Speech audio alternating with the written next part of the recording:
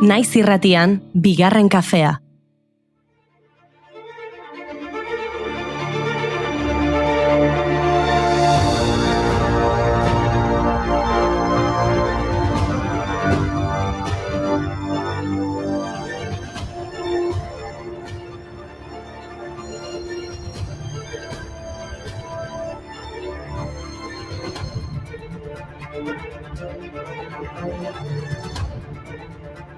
Egunon guztioi eta ongi etorri bigarren kafera, bereziki paiazoei, ertzetako arte eszenikoen maitale sutsua garela badakizu, Ostegunero eskaintzen diegut artetxoa eta bai, badakigu gaur aste artea dela, baina gaur azaroak 5 da, paiazoen nazioarteko eguna. Ospakizuna ez da oso aspaldikoa, baina ofizioa bai. Egiptoko 5. dinastian errege gortaren bufoien presentziari buruzko datuak badaude.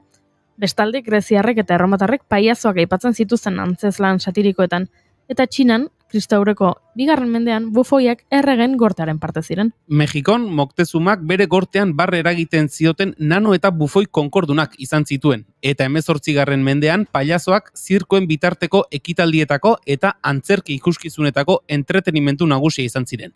20. mendearen amaieran, pertsonaiak berritu ziren eta gaur egun ezagutzen ditugun paiazoak jaio ziren.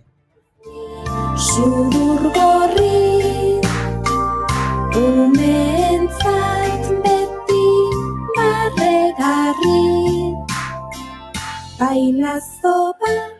Gu gainera paiazo hitz aldarrikatzen dugu, ez da irain bat guretzako denok paiazoago bagina, mundua zoriontsuago litzateke. Pentsa, atzo Israelgo erasoen ondoren, Libanon paiazo talde bat aurrak animatzen saiatu zen. Clown Me In elkartekoak dira, eta honakoa diote. Libano, Siria eta Palestinako 15 pailazo gara. Kaleetan aritzen gara eta saio psikosozialak egiten ditugu. Gerra hasi zenetik babeslekuetan gaude. Haur eta helduekin gaude hemen, elkarrekin barre egiteko eta ondo pasatzeko. Duela bilabete, mugarik gabeko paiazoak elkarteak 30. urteurrena ospatu zuen Valentzian. Orain, paiazoen barreak beharko dituzte, bertako umeek uholdeen ondorioi aurre egiteko.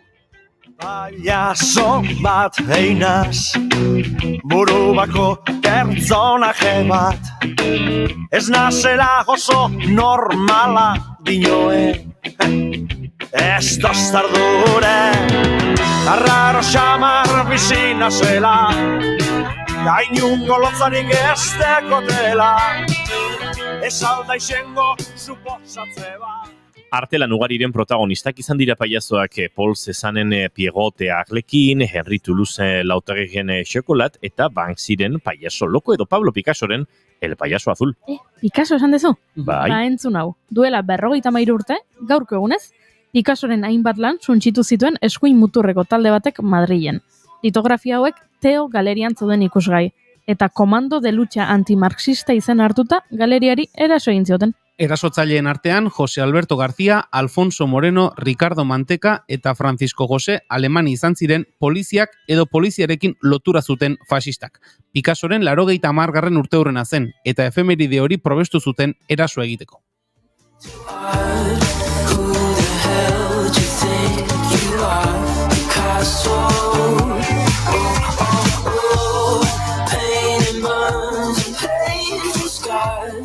Rushing on my body parts, I'd do anything for my Picasso. Erasoa edo erasoak, bat baino gehiago izan baitziren. Bartzelonan beste talde batzuk Molotov bombekin eraso zioten Picassoren Taier arte galeriari. Eta horrek sute bat eragin zuen, instalazioak eta ikusgai zeuden obrak suntsituz.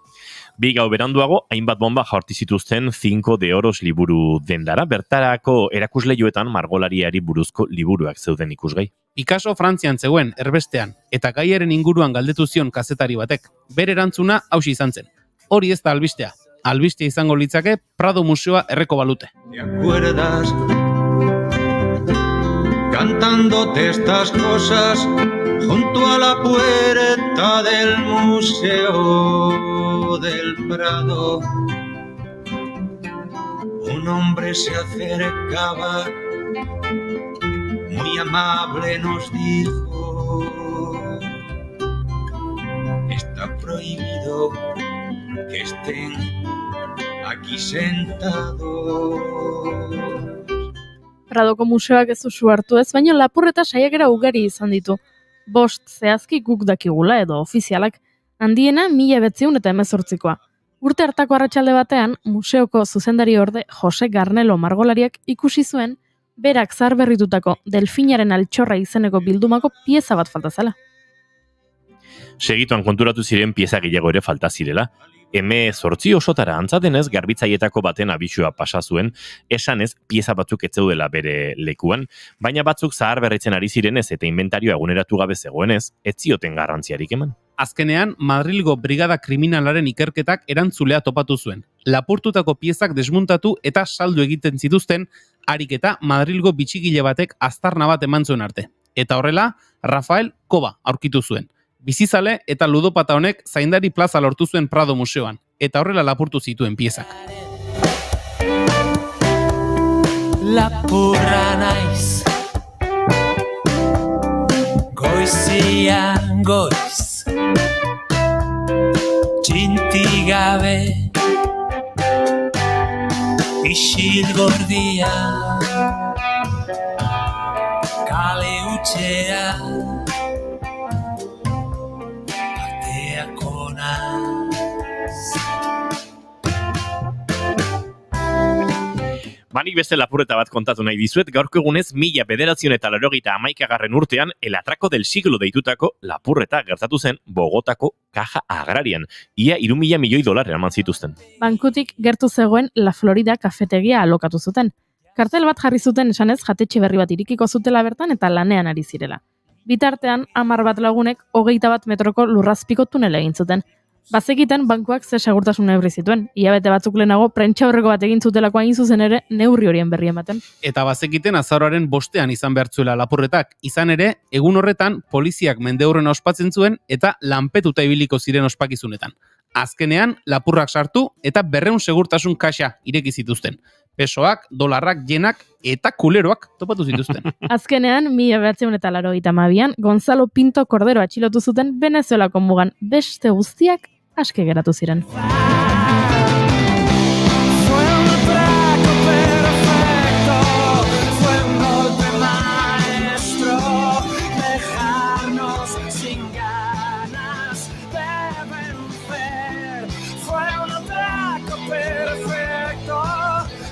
Historia horrekin norbaitek pelikula bat egin lezake, adibidez Jack Tati zinema zuzendaria eta antzezle frantziarrak. Gaurko egunez zendu zen 1982 eta 82an Music Hallean jardun ondoren zinemari ekin zion 32an film laburrak eginez. Begirada zorrotza zuen, umore finez hornitua eta hainbat giro islatu zituen bere filmetan.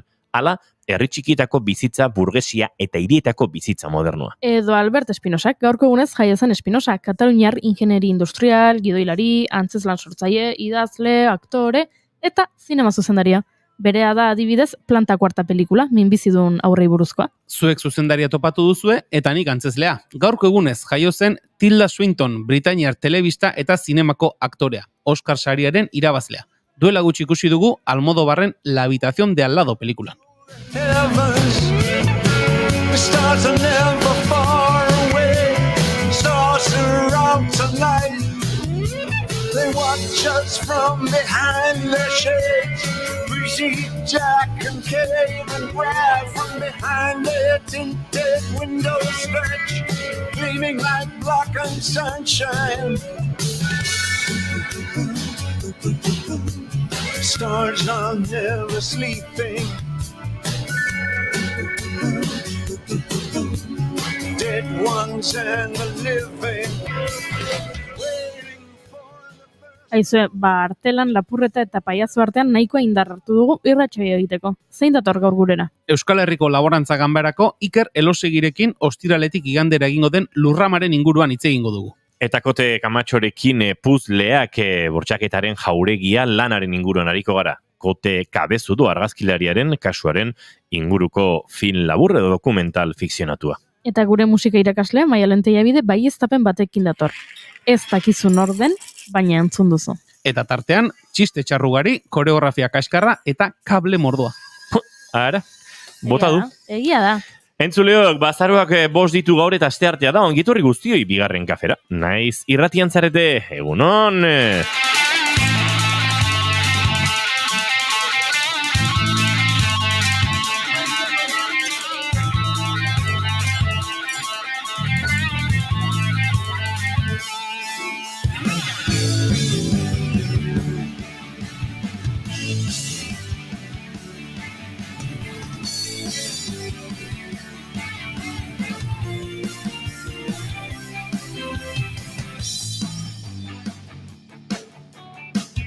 barkaia zu, baina eire Maia Manterola gure dantza egiten, da ez dakit txakur txiki bat, bilabeteko txakur bat oinez ikasten dabilenean bezalaxe, hola, mugimendu txiki-txikiak egiten, horrako xa da, egunon? Egunon. Ondo? Bai, guendikan zalantzaitet, datorren pasua hori dan edo ez, orduan, pixkator flojeatzen. Bigarren kafean ez da zalantza egiten, zalantza egiten.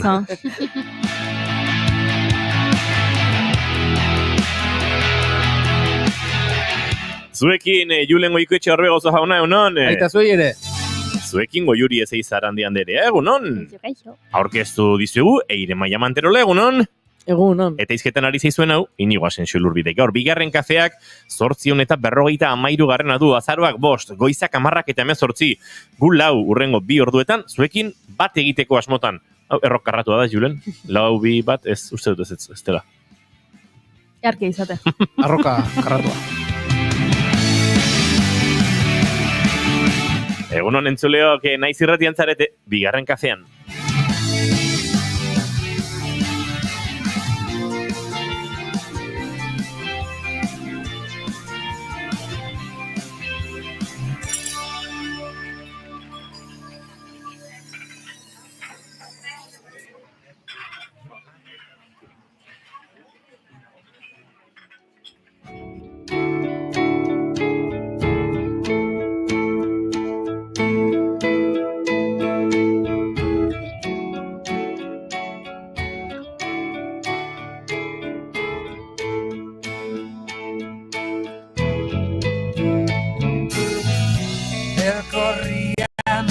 le enseñaron a andar, se fue, las luces pálidas, ella huía de espejismos y horas de mar.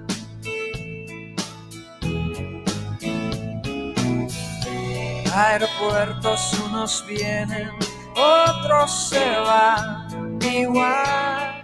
Eta egunero bezala maite duten tartearekin abiatuko dugu gorkoa. Julen Goikoetxe Orbegozo, zein da zure maite duta? Ba, begira, zuk atzo aipatu zenuen saioaren hasieran, asteburuan hor Toledo eta Marriladera egin dugun bidaia, eta hori itzekia hartuta, ba, maite dut bidaia baten ondoren, ez egun horretan bertan, urrengo egunean ze ondo egiten den. Osan, bidaia batetik itzultzen zarenean, ba, itzuli eta ba, ekarri dituzun gauzak antolatu eta arropak eta horrelako kontuak izaten dira, eta nik behintzat, bidaia batetik itzulita oso nekatuta itzulita ere, ba ez dut behar nahi beste ondo egiten, edo nahi konuken bezain ondo egiten, baina urrengo gunean bai. Urrengo gunean astelena, kasu honetan astelena zen atzokoa, astelen galanta izan nuen, gauzak garbi izan da, eta atzo gauean, zapoa bezala horrela garbi izan da, sekolo, gaur goizera arte, eta maite dut hori. Bidaia baten ostean, lehen da biziko eguna lamoduzko izaten da, baina behin ja lo ondo egin da, gaur topera. Banik lotuko dut maite dut Julen. Lotuko duzu, iragarri dugu txiste txarrak izango zirela, eta oraindik asteburuko inertzia. Bai, da ez, oraindik Julen jarraituko dezaten, asteburuan nik esan ditu dela, txiste txarrenak. Baieztatu dezakegu, lekukoa ditugu. Lekukoa ditugu, bai. Leku ez ziren lekuetan dituzuzuk lekukoak. Alproja, alakoa. Jarraitu, oso maite duta, polita zen. Atzo, konturatu nintzen, asteburuan lagun batekin egon nintzen, han Madrilen kontzertu ikustera etorri zen, eta konturatu nintzen, arekin nengoela, oparitu zizkiela, 3 ardo botila oso berezi, eta, oraindik iriki gabe nituela, 3 desberdinak ziren, eta pentsatu nuen, askotan esaten da, ez, horrelako gauzak, ez dela itxuen beharola ospakizun batera, zein egun hartu eta baliatu, botila ardo goxo bat gozatzeko. Atzo eguna izan zen, etxera iritsi aurretik, nire lagun xerbaken arategitik oiasko puxka batzuk erosen dituen, azeituna beltzak, txampinoi batzuk, pipar gorriak, eta Jesukriston oiasko platerka egin nun, hankomino pixkat, kurkuma, piperra hotx gorria, eta denetarik, eta zen, behirikiko dut. Eta antxe amontillado zan ardo mota, ez da egite bodega exactamente zein zan, litrordiko botillatxo bazen, 50 zentilitekoa, kategorin. Ez badut bukatzen ere, asko etzaio sobratuko, ze botilla txikia da. Hasi nintzen edaten ardoa, zer dau? Oso gauza eroa, oso gauza goxoa, oso gauza eroa. Eta hasi nintzen, pixkanaka, badakizu ardoa aldatzen joaten dela, trolako kontuak, eta pixka freskatzen ere behartun, da, bueno, da, hola kopa txikiek, eta talako batean, mantzidan interneten sartzeagatik ikustea, zede montrezan, ez dakit, ardo turbonuklearrura, ikaragarria zan. Eta orduan ikusi nuen, ardoak balio zuela seguraskin ere afariak 10 bider, 20 gradu terdi zituela, eta 30 urte baino gehiago. Zenun, nio, estelen buruzuri baterako etxeo gaizki, Hori esetera ninduan, akaso, hori lehenago, botella iriki aurretik begiratu izan mazun, akaso enun irikiko, eta afaltzen bukatu nuenean, ardo kopa oraindik dasatzen ari nintzela, lagun honi deitu nien, da zain, aizu, ze de montre dago. Ari zara bors bat hartzen da, zera bors da, bai, very old rare sherry. Bueno, jerez oso zahar arraro bat. Bueno, maite dut, Julenek esan duen bezala, begiratu gabe, ardo botila hori irikitzea, ze igual, begiratu izan manu, ez dakize egun bereziren zai, utziko nukeen, eta botila ardia sobratu zait, ze ulertze dauko zuen bezala, 20 gradu terdiko ardo botila ark, belarriak berotu egiten zituen gogoz. Zabaltuko dugu gaur, Azeitunak? Eski benetan, oiasko azeituna beltzekin plater batean da, gauza zoragarri bat. Hori aurreratzen dizuet, inoiz presatuko dizuet oiasko azeituna dun hori. Garki bizizate. Hoxen ere maite duta. Zurea irezin da? Bueno, atzo enintzan egon, orduan enun ere proposamena bota ikusentzunezkotan. Eta larun batean zinea junitzan, ikustea Robot Salvaje pelikula, marrazki bizunak dira. Atzo Junek. Gomendatu zigun gainera? Bai. Nehar, ni hor azken zinean 200 pertsona minimo. Hoiz esan nionik trailerra ikusi da Junei baina izu pelikula hontan negarra egiteko pelikula da, eta bai. Bada. Eta hori, maiteet marrazki bizunak ikustea berriro, horta eramatea. Ez dakit, oso pelikula polita da, asko gomendatzet, eta bere mezu hori ere bai, teknologia eta inteligentzia artifiziala eta movida hauekiko. Eta hori nire maite duta, Robot Salvaje, eske preparauta jun. Bueno, hori da nere aholkoa.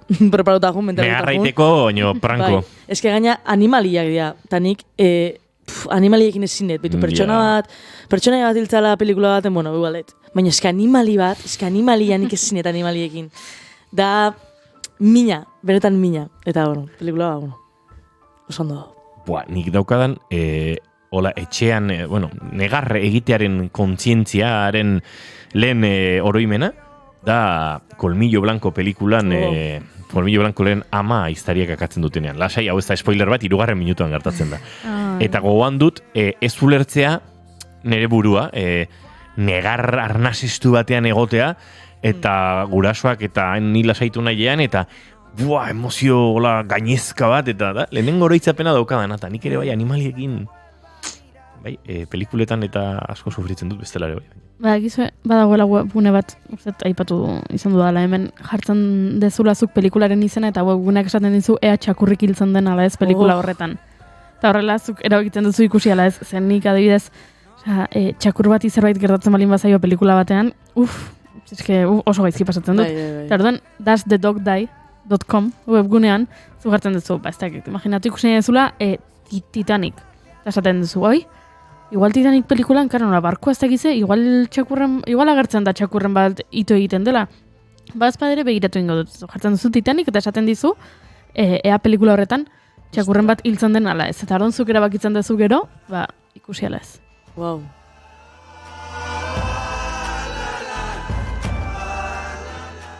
Goiuri, eta zure maite dut azin da? Maite dut eza daukat. Itxin pixka bat, hemen txatean bota izkiutela goza batzuk. Irakurriko ditugu, eta horazuk itxiko duzu maite duten tartea.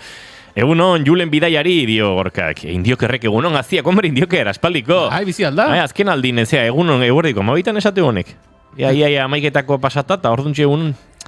Nire maite dut da plazer txikikatzo Donostiko Trinkete plazan ardokopa eta atxalden La Perlara gozatzera.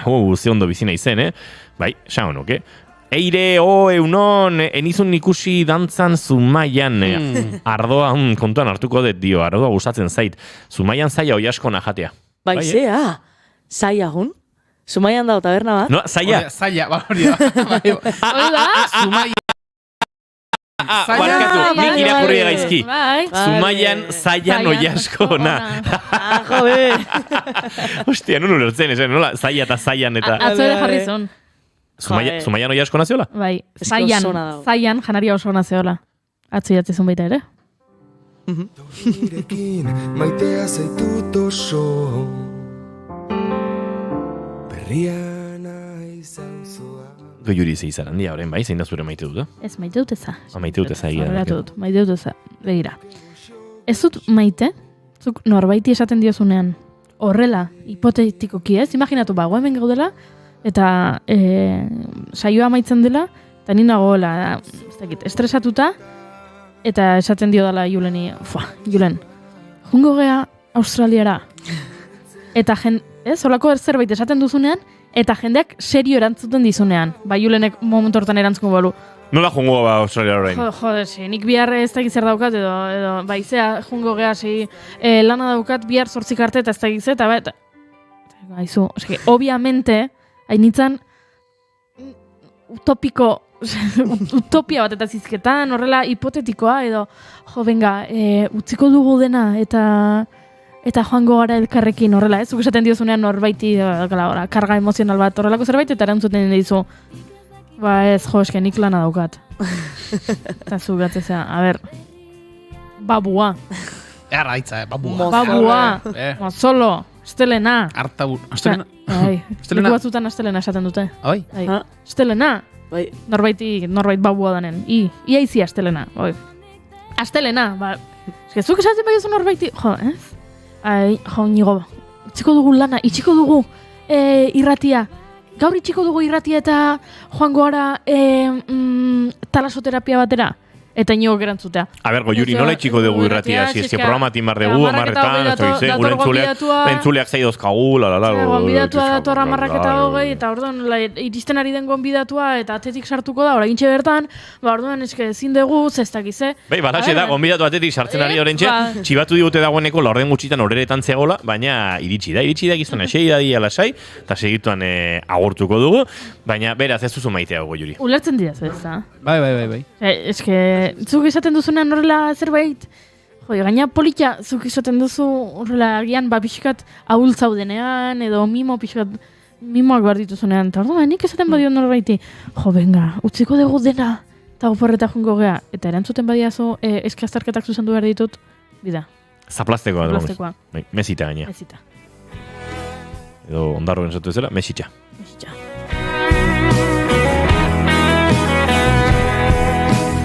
Eire Maia Manterola despatxatuko dugu tarte batean, lana dauka eta egiteko. Zer mudu atzo osatzen aritu zinen reportaje hori? Ondo, interesantia, oso interesantia. Baina, oain 40 minutu dazkat. Mami, atera behar hortik. Let's go. Ale, animo.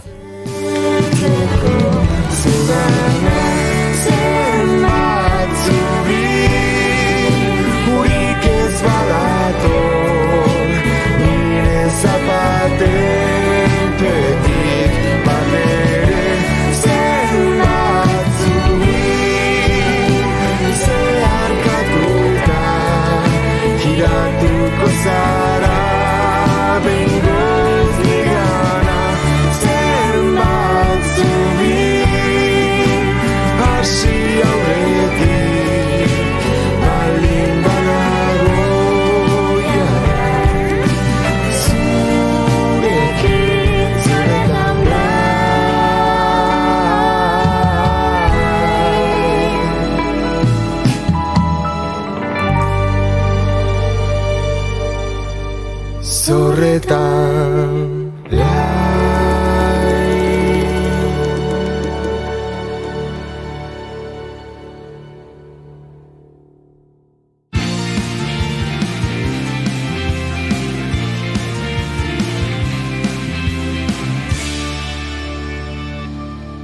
Bigarrenak ez direlako beti okerragoak, bigarren kafea.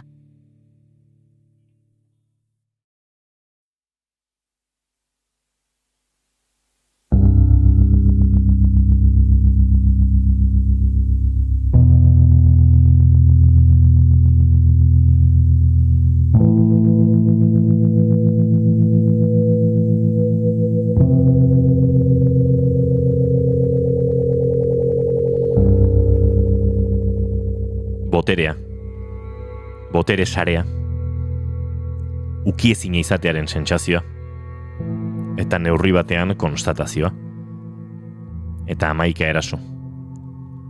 Argazkilari baten jarduna jauregiaren dorrerik altuena irudikatuz. Bortxaketaren jauregian norberak osatu behar bere puzlea, norberak topatu behar bere piezak, falta diren, baina badirela badakizun pieza horiek.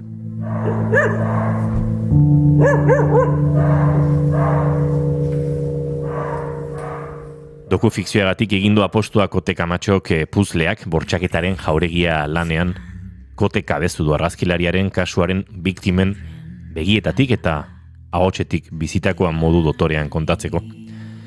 Asko dago lan honen atzean aztertzeko, baetzeko, salatzeko, eta denborare badugu bere zuzendariarekin lasai aritzeko. Kote Kamatxo egunon eta ongitorri Bigarren Kafera. Kaixo, egunon ino. Bueno, puzleak bortxaketaren jauregia, joango gara, pixkana lan honen ezaugarriak eta lan honen atzean dagoen errealitate hori ere nolabait aztertzen, baina nik eta behin konta iguzun nola duela jaurte batzuk konektatzen duzun historia honekin, konektatzen duzun ez dakite kasuarekin zeharka edota biktimen batekin zuzenean, baina nola iristen zara puzleak bortxaketaren jauregia osatzeko ideia hori nolabait zure ganatzera edo. Bueno, esango nuke noiz, 2016 hasi nintzen ni honen inguruan gauza jakiten, baina oso ez gertuko gauza bat bezala, baizik eta pertsonaje honen inguruan jakin izan nun gauza batzuk eta entzun ditu gauza batzuk.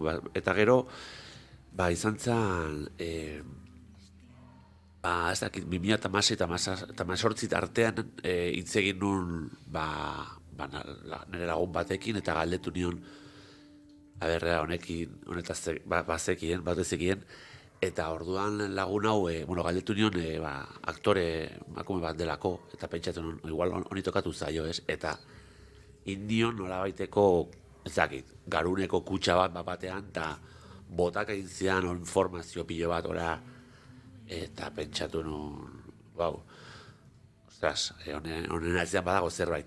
Gero, aurrerago galdetu nion berriro, eta ezan gogoratzen sikiera kontatu zian.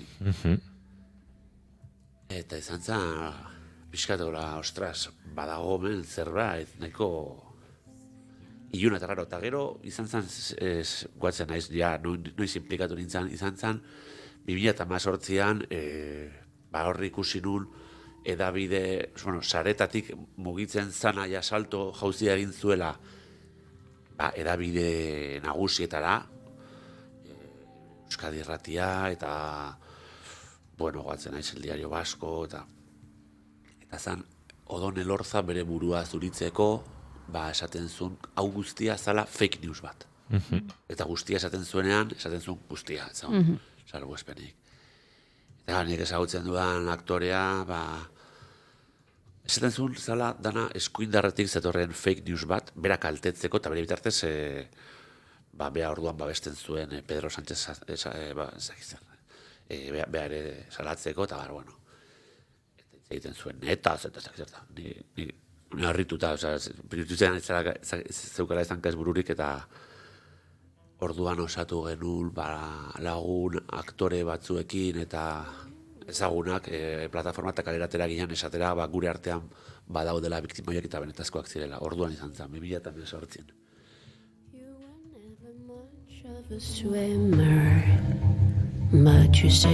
Arna sartzen utziko diogu, ze asko ari da... lasi, baina denbora daukagula esan dizut, eta bagoaz. 2018 iritsi zen, Kote, eta pixkanaka, batu zineten, pentsatzen dut orduan hasi zirela ere, nolabait biktimak babesteko lehen mobilizazio, lehen, ez dakite, bateratze horiek, ezta? Bai, hori da, orduan izan zen. Justo, oainekan Kote kabezu kalean zebilela, eta ja etzan isildutako zerbait, bezik eta zegoen hain zuzen, honi buruz hitzaiteko bildurik arragarria, ja honi buruz hitzaiten zen, eta zan oso modu Esan dudan bezala, zegoen bildurra hori buruz egiteko, ea bazutaz esango zuten zerala eskuindarra, horako zerbait. Hor, beldurren artean ere, bazegoen nolabait, pelikularen edo dokufikzionen sinopsiak berak azaltzen duen zerbait, ezta? Neska batek interneten dabilen irudi biluzi bat topatzen du, eta nolabait bizi izan duen unerik traumatikoena edo berriro bizitzera behartuta ikusiko da. Hortik abiatuta, bera bortxatu, grabatu eta bere irudia zabaldu zuen gizona salatzen du, eta lan honek berak ikusentzunezkoak azaltzen du nola bere buru austerik edo bere minik handiena epaitegiko atea zeharkatu eta ondoren hasten dela, naiz eta beak uste zuen min indartsuena edo min handiena ja igarota zegoela, ez? Beldurroien artean ere, biktima askok ere izango zuten, ze kasu batzutan irudi horiek argitaratuta egongo ziren, beste batzuk egongo ziren, nire irudi oraindik ez du argitaratu, baina nik badakit gerta daitekela, baduelako, eta beste batzuen kasuan, nik badakit irudi batzuk oraindik ez dituela argitaratu, baina atera zituela, eta hortik ere, puzle horiek ez, norbere puzle horien bilaketa hori, non egongo da, nik badakidan argazki edo egoera hori ez. Egia esan... egia esan horrela da, ezakit zenbat alako pertsonen sufritu duten gizon honen, sare honen, hori, erasoak, baina nik esango nuke gehienak ez dutela salatu horregatik, ez zuzen, nik ezagutzen dutuan ere klasean txikitagoan, 3 bat pasa dira bera estudiatik, adibidez, jakintet berora, Tolosan ere ezagunak ni badakit badaudela ere. Oso kasu harria gainera, ez? Batzuk ezaguna dira, hain zuzen salatu dutelako. Baina, beste batzuk, nik ez da ezagutzen ditut pilo bat, eta egiten zait kalkula ezina, eta ez maltzurkeri, izan da, bakizu, 6 urtetatik aurrera, saria da, kote kabezudo beak argazkiak ateratzea 6 urteko neskato bati, eta hori promozionatuta udaletxetik, eta hainbat instituzioetatik, hori bultzatuta zenbat urteetan, zenbat hamarkadetan, zenbat jendei eragin gizarte bezala, zer eragina izan duen, ez da kasu bat, hori, Sare bat zegoen, eta sare horren baitan kasu asko izan dira. Sare bat dago. Kote gabezudo sartu zuten kartzela, erabateko presioa egin genuen kalerateraz eta jazalako guztiz insostenible. Eta nolabait sartu dute barrura, gehiena ez diote epaitu, eta modu bat esateko ez dugu epaitzen jarraituko nahi, ez dugu ikertzen jarraitu nahi, baina jende bere lagun guztiak kalean daude, eta badakigu lortzen diran epaileak, kazetariak, aurkezleak, telebistakoak, sukaldariak, bankeroak, notarioak, eske hor daude, eta batez ere agentzia, First Models, hor jarraitzen du. Beraz, eta jarraitzen dut egiten. Beraien sarea lantzen da.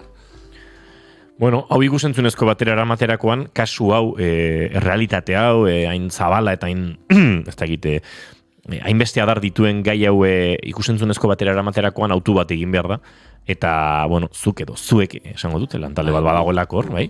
Egin duzue, autu bat, dokufikzioagatiko autua egin duzue, pentsatzen dut horrek ere, dokumental bat egitearen, ez dakit, ziurenik morboa eta pertsonaien egoera ere pixkate salbatzeko eta hori errespetatzeko ere, dokufikziorako bidea egin duzue. Hemen kontatzen dana, lan hontan kontatzen dana, egia da, baina aktore batek gorpuzten du, nola baiten entzuleak okatzeko, ez da? Bai. Adibidez, hori laburtzen du baitare plataforman egin genuna, ez? Honi buruz hitz egin dezakeguna, gure iruditan ez daudelako hor airean eta gure izaera pertsona ezala ez dago hor jokoan, ez? Horregatik, aurpegia egia ematen, baina bi zuzendari gara eta bi idazle. Eta besteak ez du aurpegia ematen, ez du izena jartzen ere, baina bere historia da, ez? Eta bere historia tal cual, kontatzen duena bere esaldiak, eta baina, bera egon zan, momentu, hasieran bion izena jartzen zuen, baina dazka gora berak ulertu daiteken bezala, epaiketan nola joan dan, eta bere kasua ez dela kantuan hartu, eta bueno, gauza asko eragin diote ez nahi izatea izena jartzea, eta baita ere grabatu genuen berarekin, osea, dokufikzioa izan zen, ze grabaketa oso hain genuen, bueno, ez dakit, berarekin dokumentalagoa ote zan, baina bai grabatu genuen dana berarekin, eta gero baita ere aktorekin. Eta azkenean montatu dugu aktorekin, osea, nahiko lana izan da. Eraz, rodaje bikoitza onda... Bai. Nolabait bidean. Momenturen batean bi planoak sartzen dugu bat, eta gero bestea bukaera aldean, ez dakit, Izkonturatu? Bueno, ez da, azaltzen da hor urrunetik. Ados, bai. Enaiz konturatu, bai. Gaur izan ikusi dut berriro, eta enaiz jabetu hortaz. Ez un protagonismoa hartu nahi, beak ez un protagonismoa hartu nahi gai honekin. Osea, ez un... Eta, bueno, azaltzea horre ere, bigarren maila batean, ez dakit, hori ez zitzaian, gaizki duditzen. Lanaren trailerra ikusi eta entzungo dugu. Konturatzerako bere txera eraman duen. Argazkilari artista. Dena bideoan grabatzen ari zen.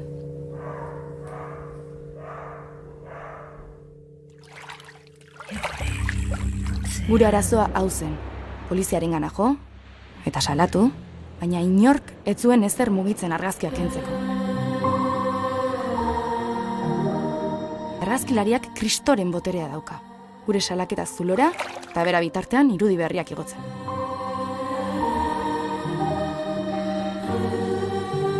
Bortxaketaren jaurekia, el puto palacio de la violación.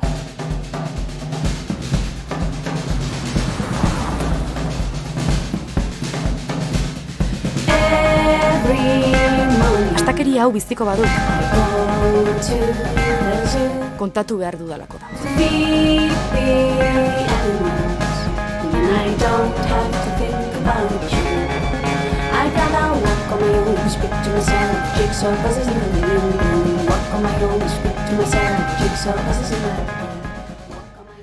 Bueno, hementxe nolabait entzuleak ideia bat egiteko moduan trailerra, kote, zorionez, bueno, lan honek bidea egiten hasi du eta bidea egiten ari da.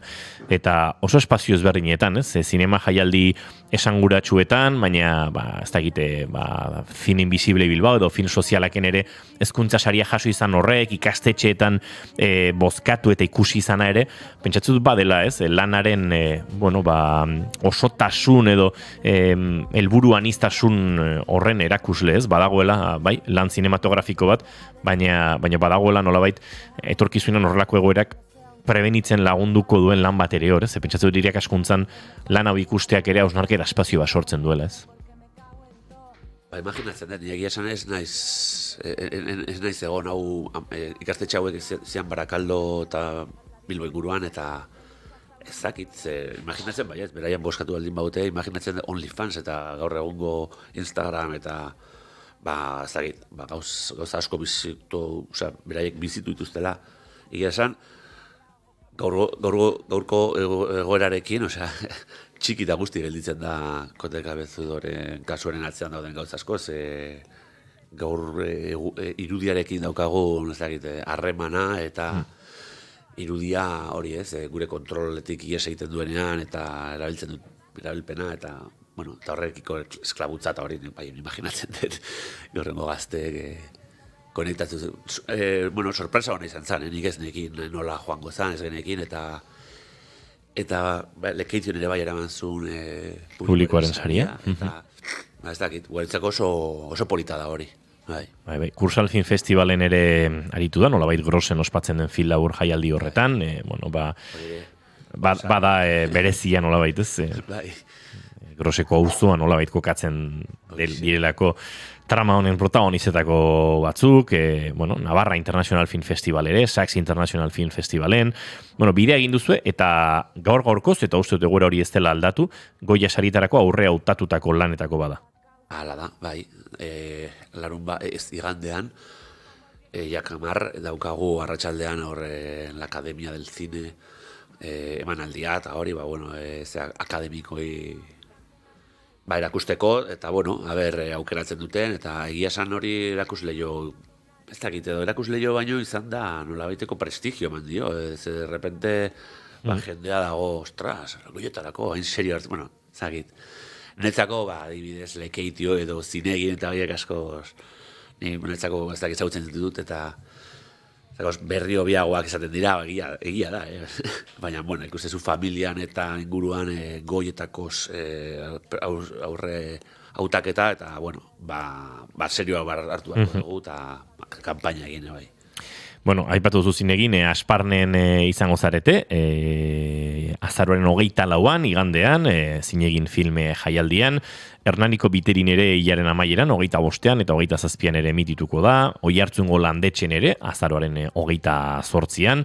Bueno, badira paseak eta izango dira gehiago, poliki sortzen joango direnak, beraz, bueno, entzuleak ere interesa badu azkar topatuko du aukera, ze egoten ari dira, zorionez, baina nik zera galdetu nahi nizun, aipatu duzu ez, nola egon den gorabera hori, bueno, film honen historiaren jabeak, protagonistak, parte hartu dulako noski proiektuan zehar, baina hor ere egongo ziren goraberak ez, zer kontatu, zer ez kontatu, gidoi aldetik ere zalantzak suertatu dira, aipatu duzu, bera, kredituetan egon, ez egon, eta dantza horretan ibili zaretela, baina zer kontatu, zer ez kontatu, gidoiarekin ere dantza ibili duzue? Ez egia esan. Gidoia, aseratek, bueno, egon ginen, urtetan kasua bizitzen, ez? Gidoia, fin laburra da, esan dezu bezala, hautatu dugu zerbait, eta fokoa azuko dezu saioren hasieran, eta, bueno, ikusten da, da izen buruan jartzen du gaia, eta hori da, eta hautaketa bat izan da, baina bizitu izan ditu, urte askoan, gauz asko, eta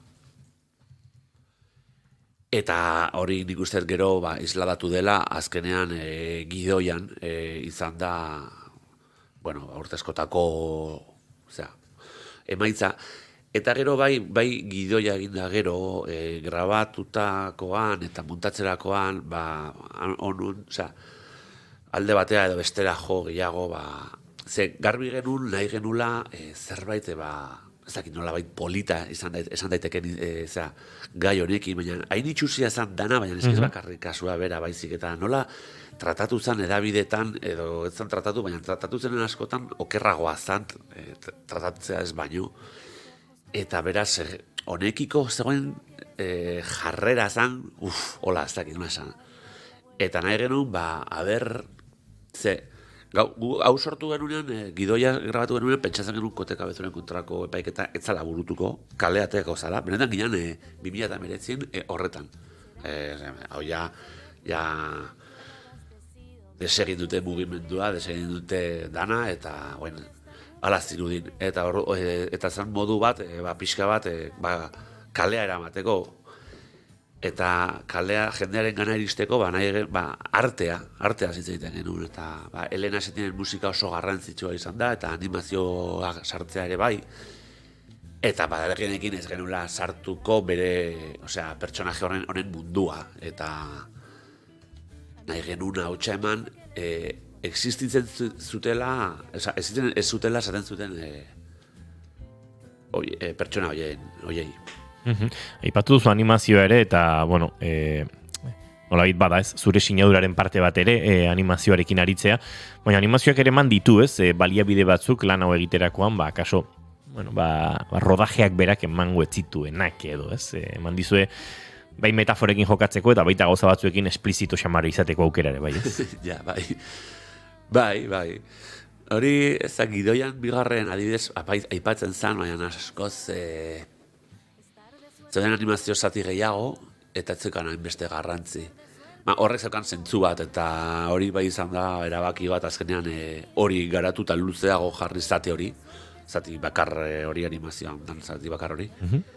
Zeukalako esaten zen bezala, esan nahia eta oso esplizito zan, eta bai, markatzen zulako abia puntu bat eta helmuga aldi berean. Si no más no se ve nadie tras las rejas. Están libres afuera emborrachando a alguna chica para ver si en unas horas la corteja. Ay, querida muerte, no vengas.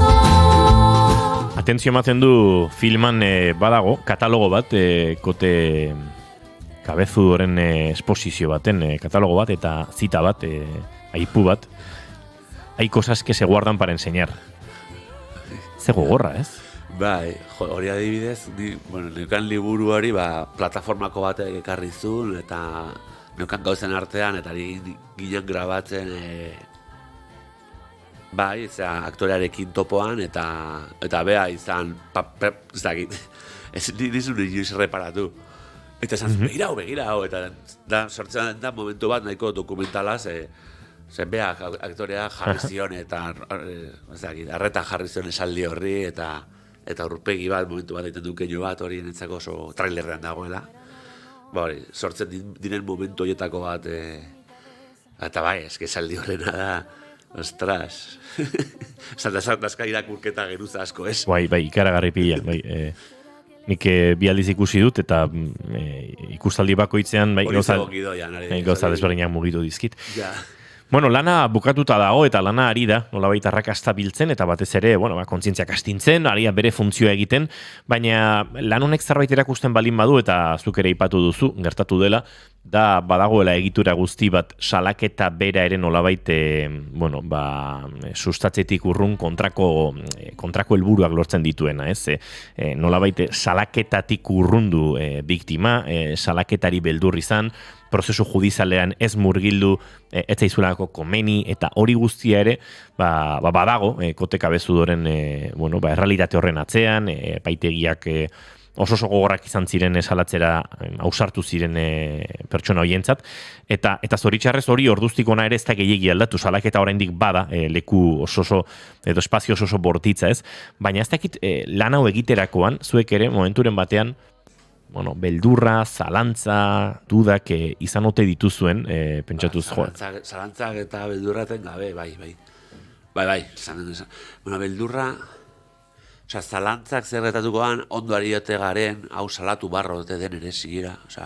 Zalantzan jartzera iritsi zineten. Ez, asiatik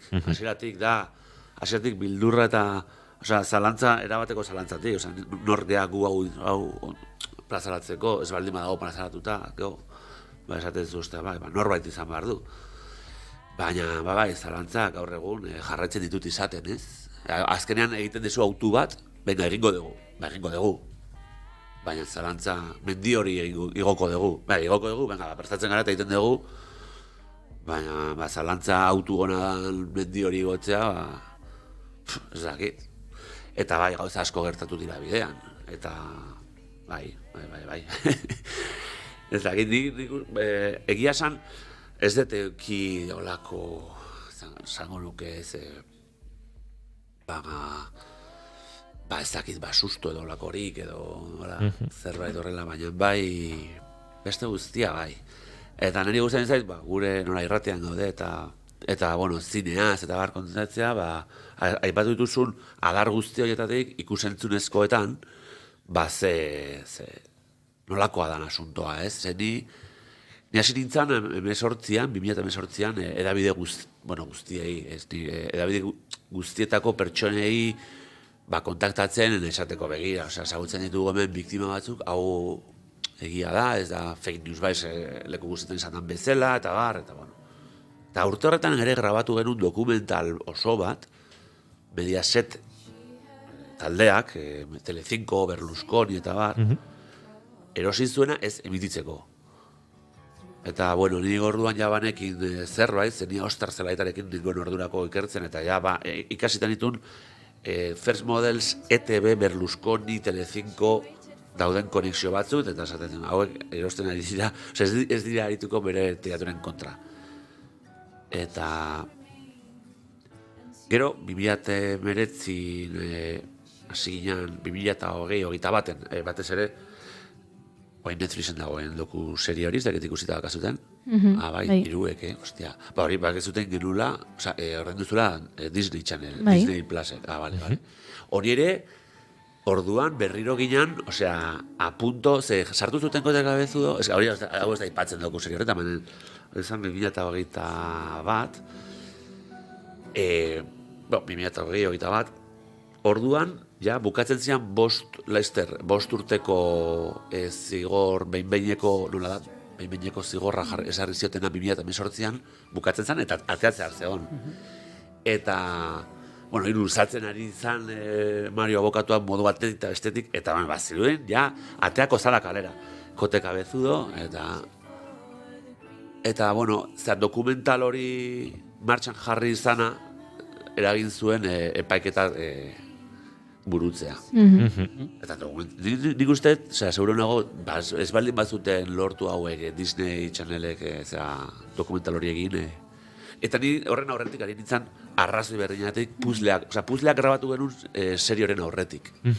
De hecho, ikusten da eragina modu, dokumentalan ere ustez oso ondo azaltzen du baitare gaiaren zentralidadea eta gauz asko, gero cinematografikoak eta hori ikusten da ez direla horretala dedikatzen eta sartu dituzte horra gauza batzuk eta bueno, pixkat ez dakit, baina bueno, desde luego lortu zuen bilatzen zana, eta bueno, nintzako harrigarria izan zen, ja, bigarren dokumentala zen grabatzen zala, eta Disney Channelek atzea egin zuenean, ja bazegon klausula bat, ez zuten biditzen galduko dezute eskubidea eta berriro saldu zen Netflix, eta zako irekitzen da Netflixekin aukera bat, ez?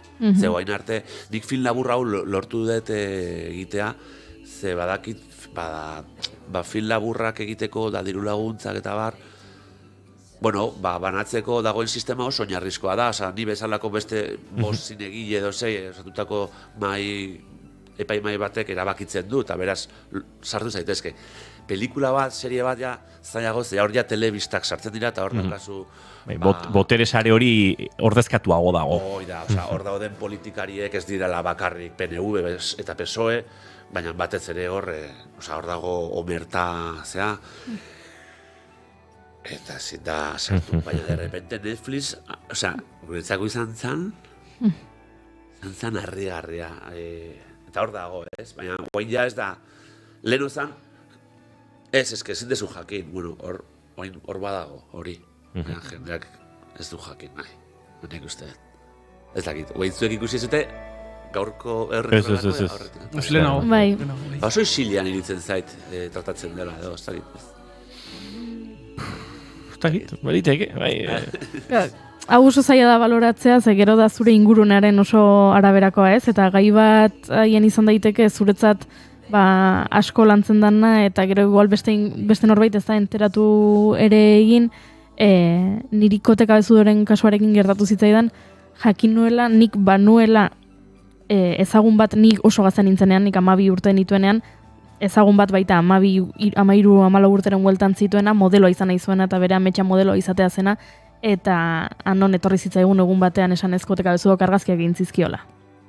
Eta ordun hori bazela berarentzat, bidan ere ametxean, sekulako aurrera pausua egin dut, ze argazkiak egin dizkit.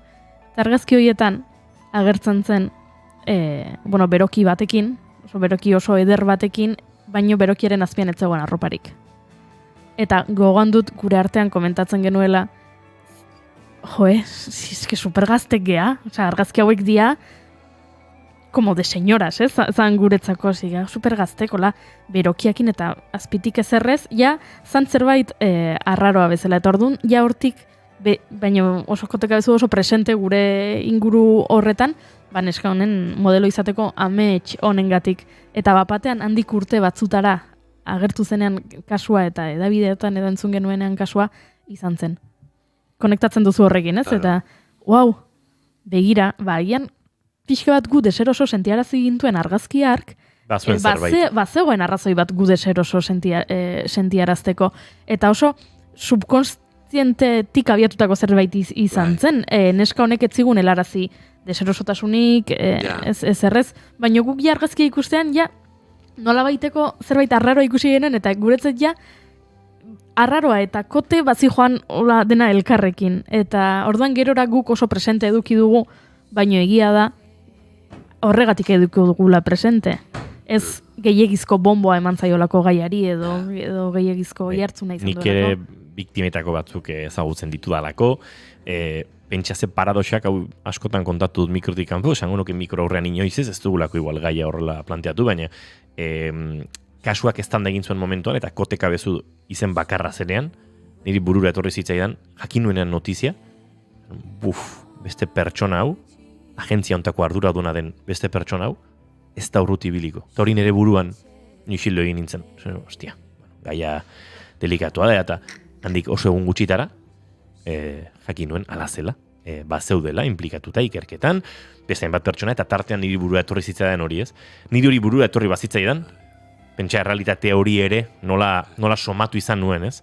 First Models agentziaren jarduna nola ikusten nuen kanpotik, honekin lotura ikusteko inork lotura zuela jakin aurretik edo, bueno, ia hasieratik argazkilaria hau eta lotu zitekela honekin, baina bai, egia da gaia gertutik iguala egokitu zaigula eta horrexegatik gure realitatea hause da, baina beste kasu batzuetan, ez dela hain ezaguna izango, baina tira, elkarrizketa honek, beste batzuk eta egin duzuen lan honek, puzzleak, bortxaketaren jauregiak, jarraituko du nolabait maigainean plazaratzen errealitate hau, egoera hau, kote kabezu duren eta haren sarearen gehiagikeria, eta bueno, justiziak bere lan egin ezpadu ere, nolabait bestelako justizia moral bat edo ezartzen lagunduko du, beraz, zorionak, heldu gogor lan horri, eta jarrai dezala arrakasta asko biltzen. Agurtu bartzaitu, baina azken mezuren batutzi nahi balin baduzu ere, hausia agurtu horretik zure momentua.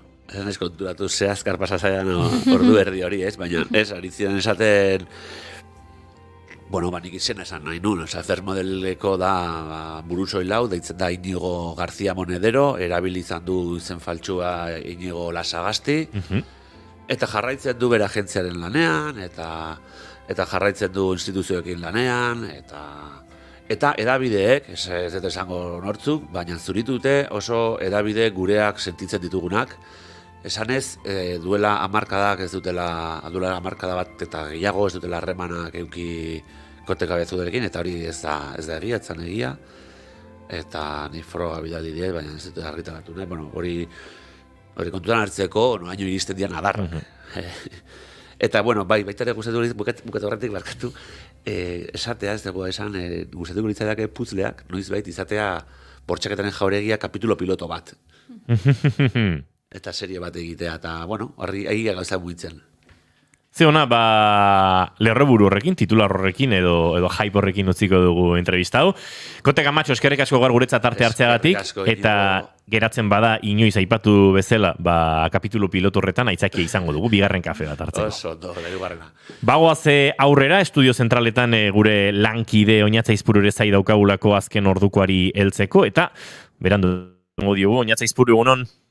Egunon bai entzule guztioi, gaurkoan langabezia datua ditugu albistetako bat, Euskal Herriko enplegu bulegoetan izena eman dauden pertsonen kopuruak, gora egin duelako zehazki, Lanbiden eta Nafar lansarean, 977 lagun erregistratu ziren urrian, alaber langabezia erregistratua gehien, Araban hasi zen 351 lagunetan, Gipuzkoan 225 eta Nafarroan 276 kontrara, Bizkaian bera egin zuen konpuruak 355 pertsonetan, urte arteko datu erreparatu zordea Euskal Autonomia Erkidegoan Lanbiden 1158 lagun gutxiago daude erregistratuta langabezian. Eta datu horrekin, Alfonso Gurpegi pozik. Enpleguaren zorrerak tinko eta aktibo jarritzen du Euskadin. Eta horren, erakusgarri da gizarte segurantzan kotizatzen dutenek kopuruak maksimo historikoetan jarritzen duela. Hain zuzen ere, 1.120.760 afiliatu daude, aurreko hilean baino 13.100 eta 51 gehiago.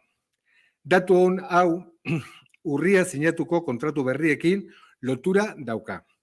90.700 eta 15 izan baiziren guztira. Hauetatik, 123 eta 58 mugagabeak izan ziren. Ia lautik bat eta 100 hori egonkor mantentzen da lan erreformaz geroztik.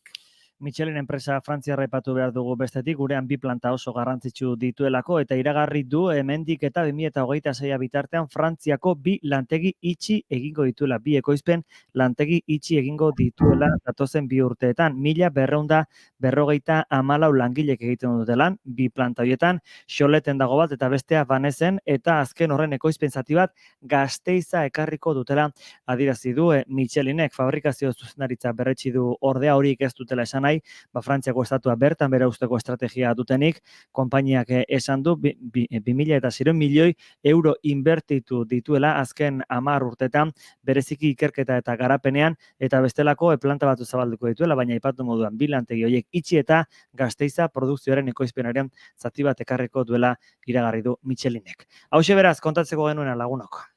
Eskerrik asko ba, Oñat Zaizpuru, eguerdiko 12etan, informazio gehiago hementxe naiz irratian, eta gu bagoaz aurrera, Zuribeltzeko teklen giroan, jarri behar baitugu, gaurko astearte honetan ere, Maialen Tellabide, gurean dugu, prest dagoeneko.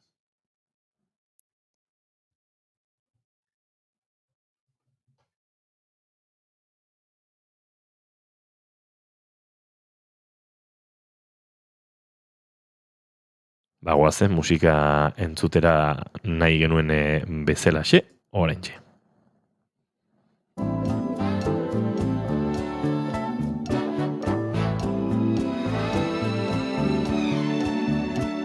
When you believe in a feeling that's holding you back from my love, and you got it bad, girl. You got it bad, girl. When you insist on excluding the tenderness that's in my kiss, then you've got it bad, girl. You've got it bad, girl. 11:08 minutu, ia 9, Maialen Tellabide, egunon. Egunon. Salmau zaude. Pixka triste. Ai, pixka triste. Zer, atzo, uste pixkat umezurtz gehatu nintzala. Bai, ez da. Bai, umezurtz musikala, Bai. Quincy Jones hiltzelako? Bai, eta ez dakizute, baina entzuten nahi gana Quincy Jonesen abesti bada, eta esan behar dut, ez detela aukeratu bera hildelako, lehenagotik jarritan. Badakit, bai. A ber, 91 urte zituen. Bai, hilbertan. Gizon honek. Bai, baina, bakizu dazkasunean hola idolo batzuk esatezula, ez da hilko. Ez da hilko, porque ez da hilko. Egia da, Beyoncé zen sekula hilko. Oida, adibidez. Beretzat. Ba, orduan... A ber, Beyoncé pixat estiratze balin badu, zuhilko zara bera baino lehen da, listo. Esan zuen, I.Asensio. Botazio galanta, Enuen hola ofensio izan nahi. Zu baino asko zarragoa da Beyoncé? Eskerrak. Bai. Nola, Beyoncé euskalduna zuzaren uste nun pixkat kintakoak zinetela, baino ez, bai, nixente zarragoa da. Majo. Ados. Niño, igual... Osa, zu baino pixkat zarragoa da, esango nuke. Ni baino zarragoa da, Beyoncé. 43 urte dauzka Beyoncé. Baina, zu baino pixkat zarragoa. Hori da. Bastante zarragoa. Hori da. Pixkat. Zuk tolestuko duzu servilleta, Beyoncé baino lehenago. Kablea jasoko duzu azkeneko aldiz. Zer majoa zabiltzaten, Things I do. Bueno, ba, hoxe, Quincy Jonesen abesti bat egin zuten, baina ez Quincy Jonesen eta zitzegin ereterako, baizik eta Quincy Jonesek eta beste hainbat artistek amankomunean dakaten pertsonagatik, ditxo hemen dakaten hasiera, ba, nor dute amankomunean? Nancy Sinatra, Joe Cocker, Quincy Jones, Mel Tormé, Elvis Presley, Sonny and Cher, Tina Turner, bueno, Ike and Tina Turner, The Supremes, The Monkees, The Beach Boys, Barbra Streisand, Simon & Garfunkel, eta amaigabea dan zerrenda bateko artista guztiek. Nor daukate amankomunean? Zuk esango duzu. Karol Kay. Zela gidoia irakurtza litzateke. Bai, izan da pixka bat, enekien, a ber, guk gidoian ikusi dugu, esan dugu, ez dugu esaten. Bueno, alde zute esan. Beste askotan esaten dezuten, naiz eta... Claro que sí. Claro. Julen. Galdera bat, hauek eta dituzu, oain hola momentuan, osatia fresh, edo lehenagotik pentsatzen dituzu? Ja, fresh. Kilometro zero. Ole, ze ona. Gehiago baloratzen dira horren. Eskerrak. Bueno, kilometro bostez, alegitiko neaz, zema daude. Jarraitu Maialen, mesedez. The beat goes on. Bueno, Los Angelesen kokatu bergea. Agian bihartik aurrera bertako izango da Estatu Batuetako lehenengo emakumezko presidentea, nordaki? Ai, hene ikusiko dugu, ze oso estu dago. Bai, parekatuta daude inkesten arabera, eraz? Tekigu. 60ko hamarkadara muitu bergea, así que eguzkia, hondartzak, palmerak, palmondoak. Hoi da, bai. Eta gure protagonista, Carol Kay, baita ere Estatu Batuarrak, baina ez da Kaliforniakoa, da Washingtonekoa. Baina, bueno, asuntoa da, nor da Carol Kay? Bada, industria musikalean gehien grabatu duen musikarietako bat. 10.000 grabaketa sesio baino gehiago egin dituela esaten da. Ene bada. Ez dira gutxi. Eta lan indun pertsonekin ikustezun, zerrenda hori ikustezu, eta mareatu iteza. De hecho, Wikipedian dago estrakto bat. Ez dago osorik. Zen total. Grabaketa sesio batez ari garenean, sesio batean, abesti bat baino gehiago grabatu daitezke, ezta? Claro. Sesioak dira 3-4 ordukoak. Eta grabaketa sesio horietan, pues egiten dira 4 abesti, 3 abesti, los que sean. Esaten da, badagoela teoria bat, mundu guztiko biztanleak konektatuta gaudela, gehienez 6 urratsetan. Karo, ezagutzen duenak Carol Kay, segituan... ezagutzen ditu Frank Sinatra. Claro, mundu guztia, Zuk Carol Kay ezagutzen balin baduzu, ezagutzen duzu Quincy Jones, ezagutzen duzu Elvis Presley, ezagutzen duzu Barbara Streisand, ezagutzen duzu... Hori da. Bai, epizentroa da. Bai, epizentroa da Carol Kay, eta beste musikari batzuk, baina, 1925ko martxoaren 24an jaio zen Everett, Washingtonen.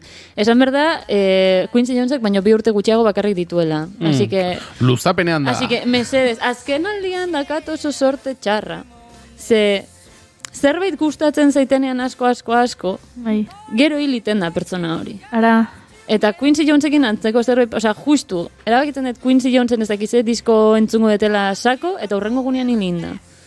Ze gauzak, Eta oaingo bi azte damakit, Carol Kayren asuntoarekin, oaindik ez da hil, baina zain hau, sinceramente. Badauzkat nik izen pare bat buruan, jango izun denak, gustatzen zaizkizun, interesatzen zait zuri gustatzea. Pixkat gafea naiz, ez dakit, baina, bueno. Esplikatuko izuet pixkat bere bizitza, zati bat, hemen ez dakit ikusten den, timeline bat kolorinetan inberri izan dut, ez nintzen aklaratzen. 89 urte ditu, bizitza oso luzea eukidu, lan handia hindu, eta nintzen aklaratzen. Orduan, pixkatola bisuala nahi zenez, eta gainera goiz hasiko zen. Claro, hor dago asuntoa. Bere bi gurasoak musikariak ziren, baina banandu egin zian bera txikia zenean, eta bera amarekin geratu zen, gitarra bat oparitu zion 12 urterekin, steel gitar bat, metalezkoa den agotako bat, eta 14 urterekin ja lanean zeuen irakasten. Zenbat musikari galdu ote diren, musikari posible edo galdu ote diren, ez zietelako inoiz oparitu musikatresnarik. Bai, seguru. Askotan entzun dizugu bai zuri eta bai beste efemerideak aipatzen ditugunean eta hasi zuela bere ibilbidea, bere osabak oparitu ziolako gitarra bat. Oparitu ziolako ukelele bat bere jaunartze egunean. Eta batean orain da musika industriako izan potolo horietako bat. Oparitu musika tresnak zuen inguruko aurrei. Hori da, eta horrela musika erakusten dugu noi lan ematen digutzu. Hori da. Ide batez. Hori da. Irakasten da jotzen asizan ja profesionalki 14 urterekin, Los Angelesen, eta batez ere bebop jazza jotzezun. Hain zaila edo hain virtuosa den jazz genero hori. 40ko eta 50ko hamarkadan, pil-pilian zegona eta Los Angeleseko klub danetan entzun zitekena. Eta hori, esandakoa gitarra jotzen zuen. Eta kontua da, 1957an, kontzertu hauetako batean, Capitol Recordseko ekoizle batek, deskubritu intzun, hau esaten dena. Eta eskatu zion Sam Cooken disko baterako lehenengo aldiz grabatzea. Eta horra zizen bere urtea, bere ibilbidea 22 urterekin, ia 20 urte iraungo zuena, eta 60ko hamarkadako disko ia guztitan parte hartzera bidali zuena. Eta orain entzuten nahi gana La Bamba, bertan ere badago Carol Kay. Gitarretako bat, bera.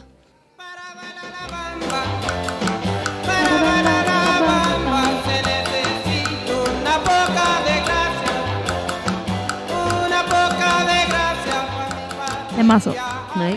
Los Angelesen elkartu zen musikari talde handi hau edo musikari kolektibo hau, deitzen da The Wrecking Crew, merezi dutela euren txuribeltzeko atala, bai bakarrik, ze beste talde batzuk ere badaude horrelakoak, eta honen parte izan zen, ba hori, esan dizudana, 19 urtez gutxi gora bera, baina klaro, lehenengo lertu behar dugu zer dan The Wrecking Crew, orduan, hori esplikatuko dizuet. Inglesez ez dakin nantzat, hau ez dakin nola itzuli euskaraz, baina bueno, la cuadrilla de demolición, horrela ditzen zitzaion, ze eske dana egite zuten. 60ko hamarkadan Los Angelesen finkatutako musikari kuadrilla bat zan, 15-20 musikari osatua gutxi gora bera. Eta gehienek musika, jazz musika edo klasikoa jotzen zuten, baina eurek rock and rolla, pop eta soula grabatu zuten, hortara egokitu zian, ze horrek dirua amatezun.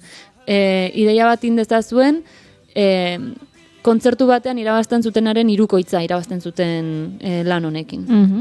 Capitol Records eta Warnerrako eta entzat grabatzen. Euren bizitza benetan nire iritziz pixkat esplotazio bizitza zen. Hasten zian grabatzen goizeko 9:00, ordu bikarte, gero jutezian beste toki batera, eta grabatzen zuten 3:00 9:00, gero jutezian beste toki batera, eta gauez grabatzen zuten, eta hurrengo egunean berriro buelta. Eta horrela, egunero, lan guztiari baietz esaten, kontua da, hamarkadaren soinua konfiguratu zutela beraiek. Eta adibidez, The Monkees taldea, entzuten deguna orain, I'm a Believer, abestiarena, The Monkeesek etzekin ezer jotzen. Shreken agertzen da abesti hau. Hori da, bai. Referentziak. Ez badago dokumentalen bat edo The Breaking Crewren inguruan? Bai, YouTubeen topatu dezakezute.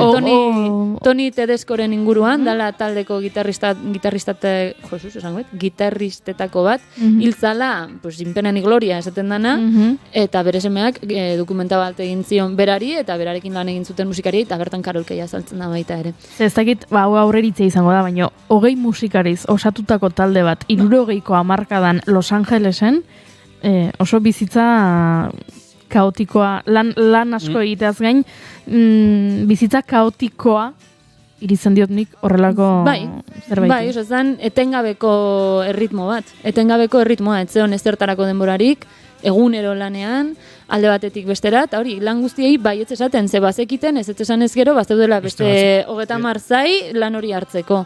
Orduan, kontua hori, talde honek konfiguratu zuela soinu mota bat. Eta etzian kredituetan azaltzen, eta hori dana gaineratzuten nahi binkulatu ez dare, generoarekin, zeurek jazz musikariak zian edo klasikokoak zian, eta iritsi zen puntu batera de, ostras, zuza Tony Tedesko, entzun zintudan, ez dakize diskotan da, nik hori grabaudet, ja, ez diala, ez da jabetzen, zeidean grabatzen, ez da norentzat, ez ezer da, abesti bat inberdeu, iningo deu, eta jazta. Eta baiek sortzen zituzten gauzak momentuan, arregloak ez zeuden eginda, oso kompositore gutxik ekartzen zituzten da adibidez. Kontua da, ez zituen inork ezagutzen, baina industria musikalaren pieza klabea zian. Hor dago asuntua. Carol Kay da emakume bakarra instrumentista dena. Ontan guztian da. Orain entzuten gaudena, orain gauden zuten The Beach Boys, ez da inigo? Alde guentzun Good Vibrations. Hori aigan zuten, ez? Bale, hori da. Hemen ez zuten dezuten linea hau, Carol Kay da.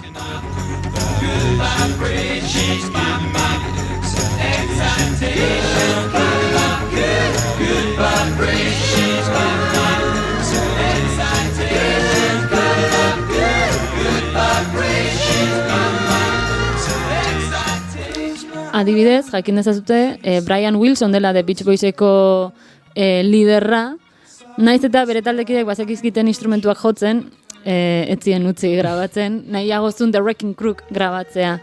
Eta tira, gauza garrantzitsu bat ez detena esan, Carol Kay ezaguna da basista izateagatik. Izan ere, 1963an Capitol Recordsen grabatu bertzun basistak kale intzun, da santzioten Caroli. Hartuko zuzuk bajua, eta berak, bale. Eta jazta. Hori da historia dana, esencialmente. Eta ordutik, industria musikaleko basista solicitatuena bilakatu zen. Baina holaxe, gauetik egunera. Literalmente. Gauza bat hola kuriosoa, puarekin jotzen du. Ze nola gitarrista zen, puaren teknika oso ondo landuta zeukan, eta orduan puarekin jotzen du. Eta dauka, soken bukaeran, felpa zati bat, Eta horrela muteatuta dauka soinua. Hori, oraindik bajistek bilatzen dute 60ko hamarkadako soinu zahar hori bilatu nahi dutenean, eta jartzen diote felpa moduko bat. Eta... Kontua da, 60ko hamarkadako soinu zahar hori topatu nahi dutenean, nahi dutela topatu Carol Keiren soinua. Bai. Hori da, da Carol Keiren soinua. Da puaren perkusibo soinu hori, baina muteatuta. Hain beharrean palmute, dala eskuarekin muteatzea soka, berak erabiltzen zuen hori felpazati bat, eta hori bilakatu zen bere Fender Bassarekin, hori bilakatu zen bere soinua, eta hori da, diru asko eman zion instrumentua da teknika. Bere sormen nekaezin azpimarratzen dute berarekin lan egin duten 100 musikariek, eta adibidez, Games People Play entzuten gaudela hau, berak bilakatu zuen abesti hau exito bat. Oh, the games people play now, every night and every day now, never meaning what they say now, never saying what they mean, while they while away the hours. Abesti honen linearen historia kuriosoa da, antza aizian gabaz grabatzen, eta ja bateria zeon ezintzula gehiago bere bizitzarekin, da gero zan motelago venga, hau espailatu inberdugu, eta etzan bere lana linea hau egitea, beste zerbait egin bertuten, baina zizan souleatzen pila bat linea hau grabatzeari eman zioten, eta berak esan zuen, bueno, hain godeu benetakoa. Eta esan zuten, ez, hau geratzen da. Eta hau bilakatu zen hit number 1 bere urtean. Bai. Again. Think about the things that might have been, and it's a dirty, rotten shame. The people walking up to you, the singing glory, hallelujah. Ordea, 1979an, pixkat nazkatuta da nekatuta zegoen ja 57tik hit hauek egiteaz, cardboard music deitzen zion, kartoizko musika, pop musika hau, ze demora guztien berdina zan, erresegia behaientzat eta beretzat pertsonalki, eta orduan aldentzea erabakitzen du, baina klaro, nola ordurako estatus handia daukan industrian eta oso solizitatua dagoen, pues erabakitzen du filmerako eta telesaietarako musika egitea. Entzuten deguna, bera bertan dago.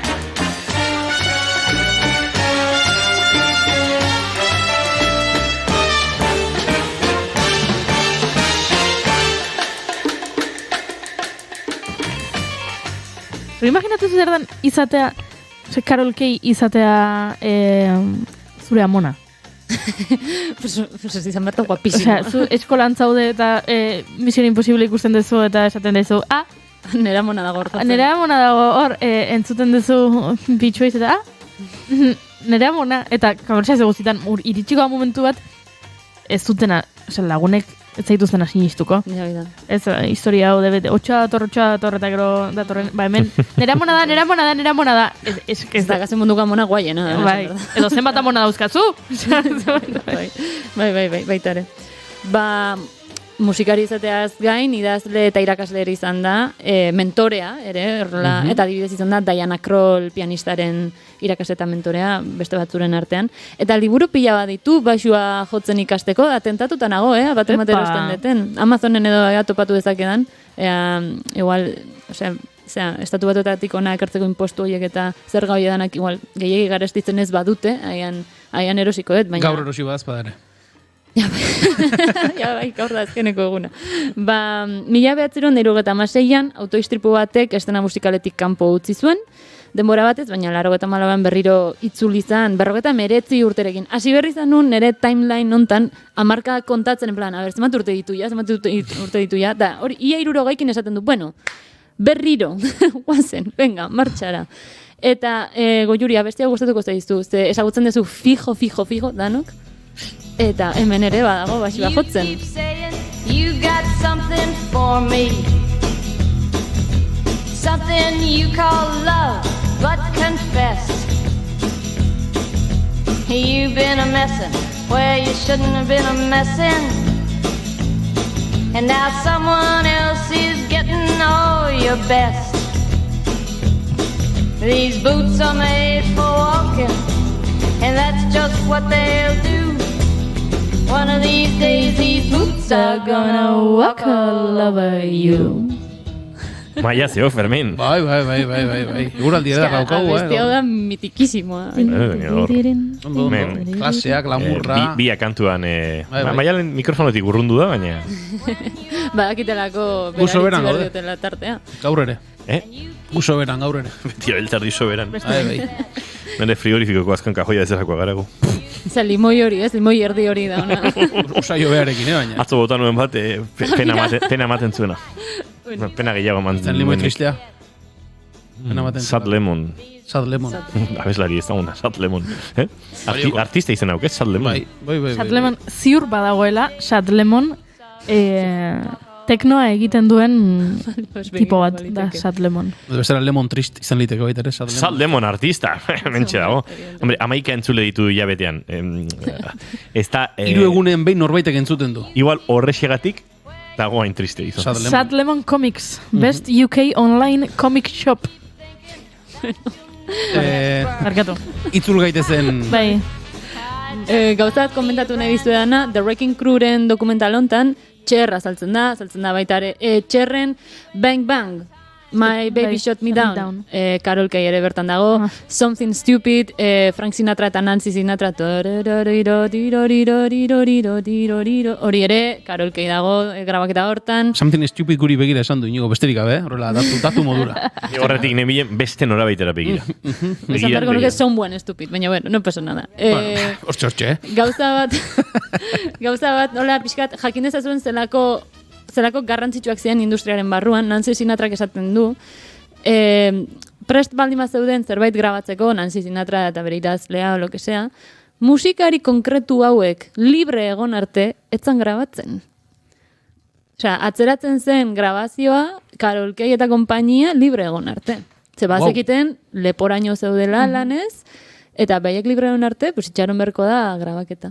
Itxaron egin berko da, eta hoxe, osea, holako garrantzitsuak ziren. Hori da, estatus bat eukitzat. Holako garrantzitsuak ziren. Hori bai, eta gero, inork ezagutzen. Eta gero, sane dut, horrelako musikari grabatzen dizute, baina gero hori zuzenera eraman behar da, eta taldeen artean etzegoen horre... Playback! Benetan? Bum. Hombre baietz. Txusi da hori, Oso itxusia da hori. Nancy Sinatrak adibidez eramaten zituen musikariak eta erabazten zituzten boloko musikari horiek $2,500. Playback egiteagati? Ez, kasu honetan, baina Nancy Sinatra Las Vegasen zuzenekoa. Edo Las Vegasen edo donde fuera. Eta hauek zuzenean jotzen zuten gero? Norbaitek zagarra ondo jarri ezkero mai gainean joango zen urrekin kriu delako hau. Bai, baina konkretuki, osea, Carol Kay adibidez ez, baina konkretuki baterietako bat bai. Hori bai, baina beste danak, keba, bazeukaten nahikoa behaien lanakin, eta hori dana. Baina bueno, hausnarketa txiki bat. Carol Kayri egin zaizkion elkarrizketetan entzun daiteke, beti galdetzen didate, ea nolakoa den emakume izateak gizonen munduan. Bai, osea, ze esan dizudan bezala, emakume bakarra zan, abeslariak bazeuden, koristak eta bar, eta violinistak, baina rhythm section, bera bakarrik. Eta berak esaten du, besteekin berdintasunan sentitzen nintzen, eta besteak nirekin ere, batzuetan adarra jotzen zidaten, baina musikariak eta euren umorea maite ditut. Familia handi bat ginen, euren aizpa izatearen modukoa zen. Batek pentsatu ezake, jasanberri izan ditu, ez dakit zertzuk eta ematen dunez ez. Edo behintzat bera ez da jabetu. Hori bai, gero galdetzen diote. Horren ondoren, emakume gutxik egotearen zergatia galdetzean, emakume asko zeuden jazz kontzertuak egiten, talde osoak zeuden. Kontua da, nekatu egiten zirela, nahiago zuten Mrs. Norbait izan euren karrera musikala garatzea baino. Ez dizuet esan, Carol Kay dela txuria, hile horia begi urdina, eta 16 urterekin lehenengo semea aukizuela, gero bere ala ezkondu zela, bera baino eta 2 urte zaharragokoa zen gizon batekin, maltratatzen zuena, arekin ere bere bigarren alaba eukizun horrelako zerbait, gero berriro ezkondu zen, bigarren aldiz, eta arek esaten zion, ez zitzaiola gustatzen bere bizitza nokturnoa, ez, lan egin bertzun gauaz, eta ja gero azkenean 3. batekin ezkondu zen. Kontuan euki pertsonanek egiten zituelan lan 16 ordu egunean edo, eta bazituela 2 seme alaba. Nik hau plantatu izan detenian, etxean da horrela, lehenengo indiatena hola, muturra okertu diaten plan, ostras, ez du ardurarik hartu ama bezala. Ai. Eta, como, bueno. Ai. Berak onartzen du, damutzen den zerbait dela, hainbesteko lana egin izanaz, ez ditu bere seme-alabak azten ikusi, baina badaki ondo zainduta egon direla. Ze bere ama arduratu, umen amona arduratu zen, eta geroago, nola diru asko irabazten zuen, kontratatu zuen zaintzaile bat, egun osorako eta bar. Bere lankideak baita ere, senarrak zian eta seme-alabak zituzten, ez zituztenak ikusten, asko jota afaltzeko eta poko mas, gero berriro zijoazen lanera, eta nik uste ez zaigula igual inolako momentuan, ez, burutik pasa, ez? Hori izan behar, no? Aita txarrak zianik. Beste gizonetaz, kontua da, Karolkeik esaten duela beste emakumekiko nekatu egiten zirela eta ez zutela apustu egiten behaien karrera musikalagatik. Hor, pixkat Karolkei, pixkat injustoa iruditzen zait, ze 60ko hamarkada da, edo 50ko hamarkada da, gauzak diazen bezala, eta emakume batek etzun argi ikusten, inola ere, bere karrera aurrera eraman behartzenik. Asko zerosoagoa zen emazte izatea eta status aldetik komenigarriagoa. Karolkeik ordea beharra zeukan, txiroa zelako, besterik gabe, eta etzun beste erremediorekoki lan egitea baino, eta zan, bilakatutan onena. Baina, hori, usten dizuet hor, emakume bat oso gutxi, rara abiz hauetako bat, eta pixkat hori hausnartu dezazuen ze iruditzen zaizuen, neri ez zait iruditzen mala madre bat, berola esaten den, ez zait ama txar bat iruditzen, ze ume eta arduratu zen ekonomikoki. Ez da niri ere. Baina kontua da askotan pentsatzen dezula, denbora gehiago pasa beharko luke, pasa beharko zuken edo, bere seme-alabekin da, zeba. Ja, niri gustatzen zait esaldi bat, dela dena nekien amatasunari buruz, ama bilakatu nintzen arte. Ja. Eta momentu honetan, horixe da nere irizpidea, nik ez dut seme alabarik, ez dut oraindik eduki, amatasunaz, irakurri dut, han eta hemen, testigantzak, liburuak, interesatzen zait gaia, baina ez ditut eduki, seme alabak, beraz, ezin dit esan zer den mala madre bat, eta zer ez den mala madre bat. Baina, claro. Gero, familia bakoitzak bere egoera du, eta orokorrean, esango nuke, ama gehienek hartzen dituzten erabakiak, ama batek ez duela inoiz hartuko erabaki bat bere seme-alaben kalterako. Kalte egin nahi diot nire seme-alabari, nola egingo diot kalte. Agian, zeharka zuk aukeratzen dituzun ekintzek kalte egingo diote, zure semari edo alabari.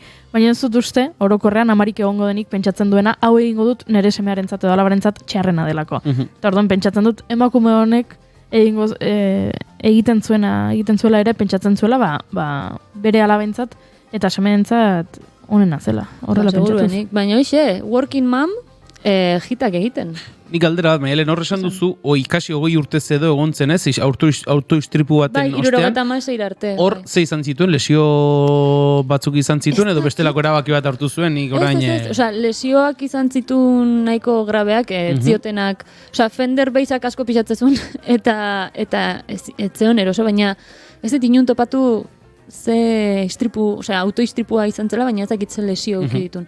Gerora, largo eta maleagoean, zirugia hori egin ziotenean, zirugia korrektiba jartzen du, ez du gehiago jartzen. Antza, Fenderrekin, markarekin, bai garatuzun Fender bass bat arinagoa zena, eta erosoagoa jotzeko. Ara, Baina, bai, gehiago, ez de topatu, zoritxarrez ez de topatu informazio gehiago, baina, ez dakit ere zenbaterainoko garrantzitsua den, kontua da, hori istripu bat ukizuela, eta erabakizuela paroi bat ematea bizitza erritmo horri, eta irakaskuntzan eta idazketan zentratzea, pedagogian zentratzea.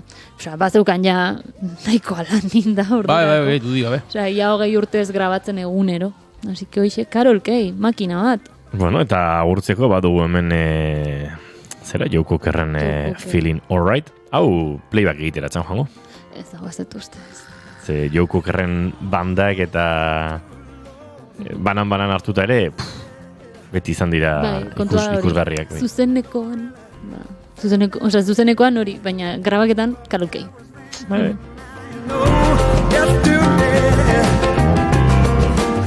Maialen Tellabide, eskerrik asko, eta datorren astean ondo bidean gehiago. Urrengo astean Quincy Jones. Osa, Quincy Jones tokatzen da. Be, zalantzarik gabe. Zaindu. Zaindu zuek ere. Well, a different name, whoa, and a different place. Feeling alright. I'm not feeling that good myself. Feeling alright, I know it. Hey, I'm not feeling that good myself. Oh, I'm feeling alright. Yeah, I'm not feeling that good myself. Goizeko 11:37 minutu hemen txegara bigarren kafean naiz irratian, eta bai aurrera egiteko ordua dugu, azken txampan murgiltzeko eta gure hurrengo gonbidatua aurkeztekoa ere. You can tell the way I'm feeling alright.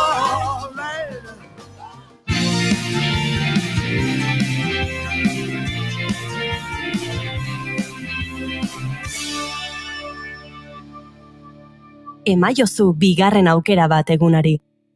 Naiz irratian, bigarren kafea.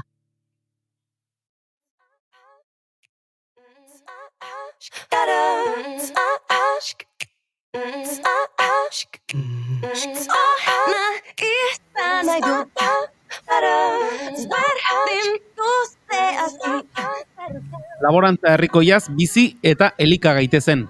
Aldarri horren bueltan egingo da ostiraletik igandera bitartean Lurramaren 19. ekitaldia Miarritzeko Irati aretoan. Hoi bezala, askorako emango duen ekimena izango da, gauza askoren inguruan hitz egingo delako eta jorratuko diren gai hoiei guztiei ertz ezberdinetatik begiratuko zaielako. Baina hoi bezala, guztia ez da mintzaldi eta eztabaidez osatuko. Zer ikusi eta zer gozatu ugari izango da adin guztietako bisitariei zuzenduta. Aurrentzako ekintzak, janedanerako aukera, kontzertuak, Lurramaren aurtengo ekitaldia zaritzeko bigarren kafera gonbidatu dugu Iker Elosegi, Euskal Herriko Laborantza Ganberako eta Lurramaren antolakuntza taldeetako kidea. Egunon eta ongi etorri Iker. Bai, egunon. Pentsatzen dut Iker, egun hauek zalapartaz beteak izango direla, ezta alde batetik bai da azken prestaketak, iragan astean ere aurkezpen ekitaldia egin zenuten, eremua bera ere prestatu beharko da, pentsatzen dut gorabehera egunak izango direla. Bai, baina 19. urtea izanez, nonbait ohitura zerbait badugu eta beti badira, ez uste eta ez behar tipi batzuk, baina orain arte bederen lortu izan dugu gauzak behar bezala antolatzea eta pentsatzen dugu aurten ere, espero dugu aurten ere hola gertatzea. Ziurrala izango dela. Iker, hasieran aipatu dugu, laborantza herrikoiaz bizi eta elika gaitezen, aldarri horren bueltan egingo da, mezu oso zuzena da, aldarri oso zuzena da. Bai, azkenean Lurrama Euskal Herriko Laborantza Ganbarak asmatu zuen duela 19 urte, eta izan zen orduan, nola esplikatu hiriko jenderi, baserri mundutik urrun diren biztanle gehienak alabaitira, hiriko jenderi, zer den laborantza herrikoia, zer jaten duten, nork egiten duen, zer balditzetan, eta beti izan da pedagogia asmo batekin egindako eta ekimen bat. Eta urte guziz, aurkitzen dugu edo sekatzen dugu eta gai berezi bat, eta aurten pentsatu dugu, nola bizi laborantza herrikoiaz, bizi zen laborariak ez badira hien ofizioaz bizi ez dut iraunen, beraz, egiazki bada bizitzeko gaitasun horren beharra, eta noski, laborariek egiten dutena da elikadura ekoiztea, eta behar dugu jan elikadura hori, bestenaz ez dira biziko ere, beraz, bien arteko lotura egiten da, etxaldeetan laborantza eredu hortaz bizitzeko baldintzak asmatzea eta eskuran maitea, eta bestaldetik jendarteak, guk, denok, egun guziz jaten baitugu, ekoizpen horitarik nola egiten dugu jateko. 19. ekitaldia, esan duzu Iker izango dela aurtengoa, laborarien egoera, laborariak beraien jardunetik duintasunez bizializatea aipatu duzu. Lehenik eta behin, gaur egun, 2024. Urte honetan, ze argazki egingo zenuke laborarien errealitatearen inguruan? Ikusi ditugu urte hasiera honetan, bazirela manifestazioak, bazirela bide trabaketak eta beraz, laborantza sektorean nekezia asko badira, zailtasunak badira, hori ez da dudarik hortan. Manifestazio horietan agertu diren aldarrikapenak ez dute soluzione bidean ezarri deuze. Zer izan dira sobera paper badugu, sobera nestazione eta barria da hori. Baina oinarrizko arazo larriak konpontzeko ez dira ezarri mai gainean behar ziren gauzak. Eta behar ziren gauzak da, lurra baten artean partekatzen da, ze prezioetan ekoizten dire gauzak, nola ekoitzi behar diren gauzak ere bai.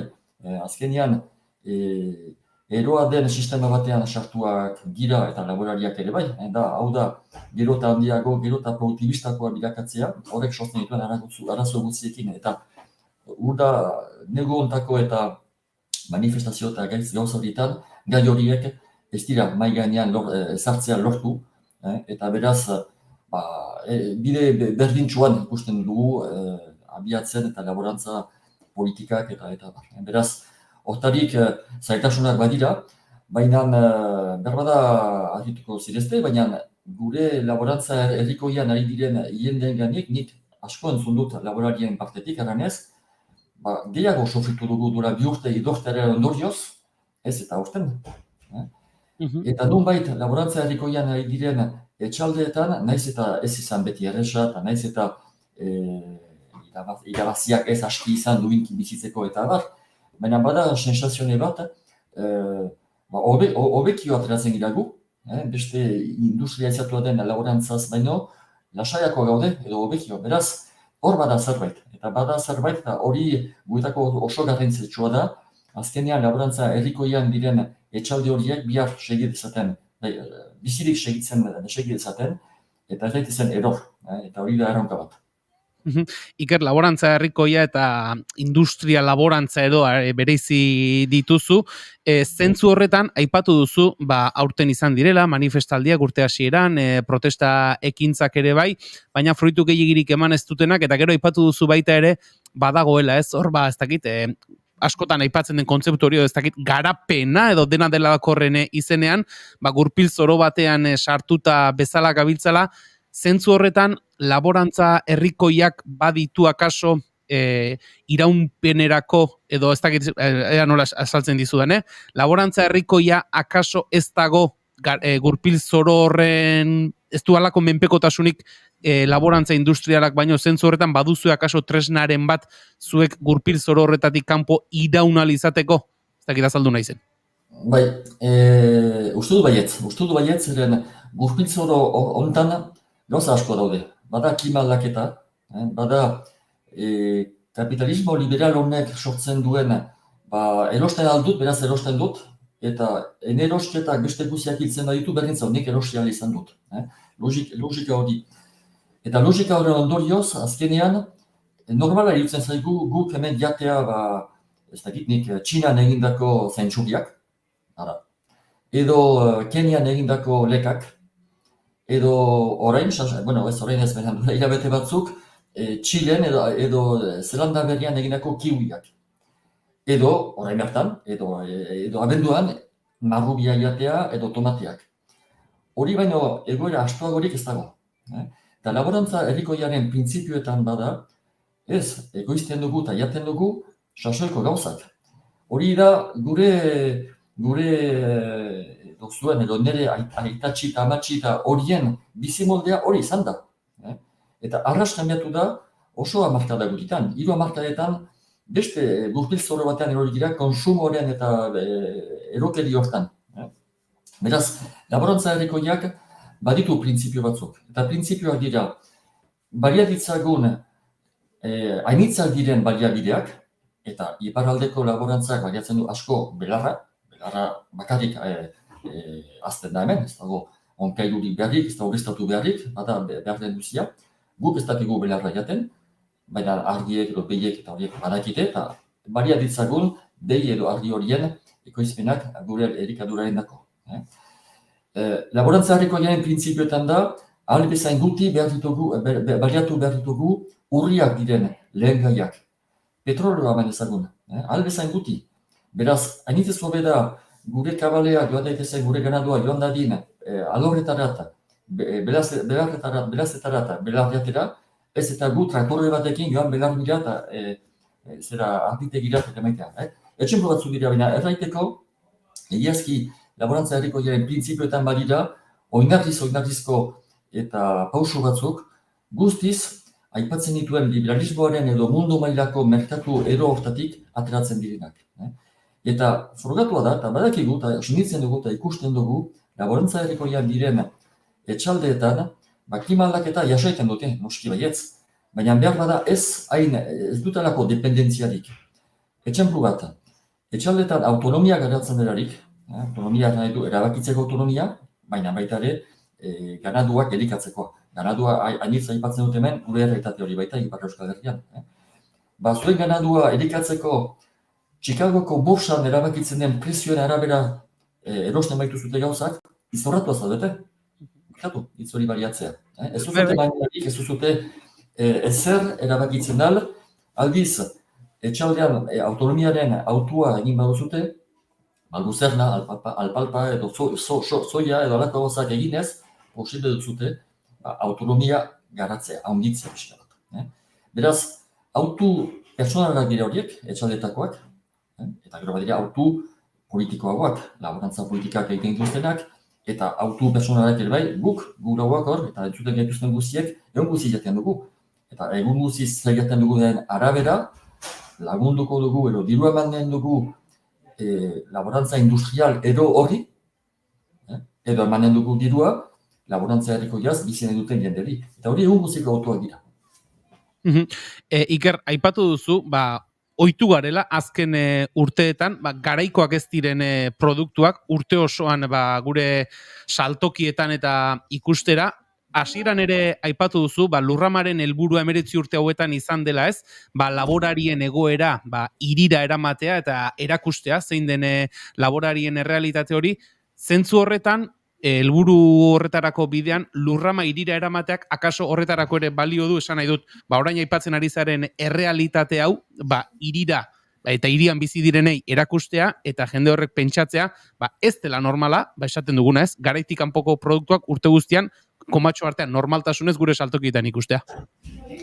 Bai, Lurramatik pasatzen dira, gero 25.000 jende, guti gura bera. Izan dira 30.000 urteak, baina gehienetan dara 25.000 inguru. Noski ez dira dena joaiten mintzaldietarat. Lurrama bisitatzea artik zeta arte, 3 egun ez dira aski. Sobera gauza bada, egiazki. Baina, nunbait pentsatzen dugu, jende atortzen erarik Lurramara zerbait atako dure hortik. Eta txemplu bat, Lurraman erakusketak dira. Badira erakusketak ganaduarenak. Lekuko arrazak eta barbenean. Gure erakusketaren helburua ez da erakustea, nik ez dakit, 100 behi desberdin. Eta gainera, albada behiak, izigarrizko ekoizpena egiten dutenak, 10.000 pinta esne egiten dutenak, edo tona bateko zezenak, edo ez. Gure helburua da, etxaldeetan eta baliatzen diren kabale horiek erakustea, eta esplikatzea, jenderi, begira, orain deitziko dugu behi hau, jetxiko dugu, eta esne horiekin eginen dugu gurina, mantekila. Eta hori egiten da, jendera entzinean. Erakusten da, kofoin bat, erlauntza bat, nola funtzionatzen duen. Ardieri hilea mozten zaie. Ikusten dute jendeak, hurbiltzen diren jendeak, ikusten dute ganaduaren inguruan den, eta erakusteko leku hortan, azkenean, laborariek egin ganadu horiekin zer egiten duten. Zer den esnea ateratzea, nola ahazten diren, nola zaintzen diren aberi horiek. Eta azkenean, uste dut horren bidez, ikusleek ulertzen dutela, bada harreman berezi bat, laborari bat, eta bere aberen artean. Ez dira makinak. Ez da pantaila batean zapatzen dutan botoin bat eta horrekin mundua kambiatzen zaut. Ez da, beste zerbait da. Eta hori da, etxaldetan egiten dutena. Eta pentsatzen dugu, horren bidez, jendeak gauza batzuk ikasten dituela. Pentsatzen dugu baitari Lurrama da pesta gure bat egiazki. Gero aipatuko dugu programa, baina pesta egiten alda, ongi jan, ongi edan, ongi pasatu, eta gure kulturan hori ere oso garrantzitsua da. Ez daiteke mundua irauli, triste izanez, hori oso argi daukagu. Beraz, dugu mundua aldatu, baina pozez, nonbait edo errekin gustura egonez. Baina ez da edozen gauza jaten Lurrama batean. Ez duzute hor aurkituko Burger King edo ez dakit zezikinkeria industrialik. Egiten dugun janari guzia da laborantza herrikoi etxaletatik ateratzen den ekoizpenekin. Eta hori esplikatzen zaie jenderi. Bazkaltzeko mementuan esplikatzen da, hau ari zarete jaten. Aragia hortik heldu da. Entsaladak edo ez dakizat hortik heldu dira. Beraz, pedagogia hori badago azkenean ganadua erakusketa hortarik, baina baita ere azietetan, edo bazkari edo afaritan dauden gauzetarik eta abar. Guretako garrantzitsua da, ez dugu eman nahi itxura bat, eta itxura horren giberean beste zerbait izan darin. Nahi dugu esplikatu zer giren, eta hori albezain gardentasunez erakustea. Eta hori da lurrabaren eta oinarrietako bat. Iker, zuzeko aipatu duzu, egitaraua aipatu duzu, eta pixkanaka egitaraua aletzen ere joango gara, eta aipatu duzu baita ere, azkenean, publiko ezberdinarentzat eginda dagoen ekitaldi badela lurrama, eta bertan, esan dugu, umeentzako gauzak izango direla, jai giroa ere izango da, jarena denarako aukera, hitzaldiak, eztabaida guneak ere izango dira, azkenean garrantzia ere badu ez, mezua bat da, baina mezu hori nola, ze kanalen bidez helarazi daitekeenak ere badu bere garrantzia, eta zentzu horretan adin guztietako pertsonei zuzenduriko mezuak dira, baina formatu ezberdinetan. Bai, hori da. Aurrak aipatu dituzu. Ostirala, hori lehen eguna hori zaiten da, eta beraz azaroaren 8 izango da ostirala, hor da lurramaren lehen eguna. Ostiralean pasatuko dira milaka haur, eta etorriko direnak eskolekin, erakasleekin antolatuta, eta egin dute lurramaren itzulia, edo izena eman duten eta haur gela horiek egin dituzte tailer batzuk. Eta antolatzen ditugu tailerrak, izaten alda, aziekin nola ozitzen diren aziak, izaten alda uraren gaiari buruzko joko batzuk, eta beti bada pedagogia gibelean. Da, zer jaten dugun, baina baita ere azkenean gure ingurumena, gure lurraldean, lurralde batean bizik da denak. Lotua gaude lurraldeari bai asko edo guti, igual du, lurralde batean gaude, eta gure lurramako mezu guztiak horri lotuak dira ere bai. Eta beraz, aurrendako badira hainbat eta tailer desberdin, eta nunbait hortik ikasten dute hainitz aurrek. Mintzaldietan gai asko tratatuko dira, eta horten gaia izan ez laborantza herrikoiaz bizi eta elikatu, laborantza herrikoiaz zer den mintzaldi bat izanen da, esplikatzeko. Ez baita simple esplikatzea laborantza herrikoiaz zer den. Ez da informatikoki 0 edo 1 edo xurita beltz egiten den zerbait. Kolore pila bat dauzka laborantza herrikoiak, eta hori esplikatzea, zaila da, denbora behar da, eta esplikatuko dugu hori, etxalde batzuen, laborari batzuk etorriko dira esplikatzea, eta ene etxaldean hola egiten dugu, araz zergaitik, eta nora buruz joeteko gogoa dugun, eta abar. Beraz, izanen dira alako mintzaldiak laborantza herrikoia zerren agertzeko, izanen da mintzaldi bat ongi jana eta osagarri, osaso honean izaiteko, gure janariaren arabera, badakigu, hainbat gaitz, eritasun, biltzen edugula. Guk edo gure ingurukoek.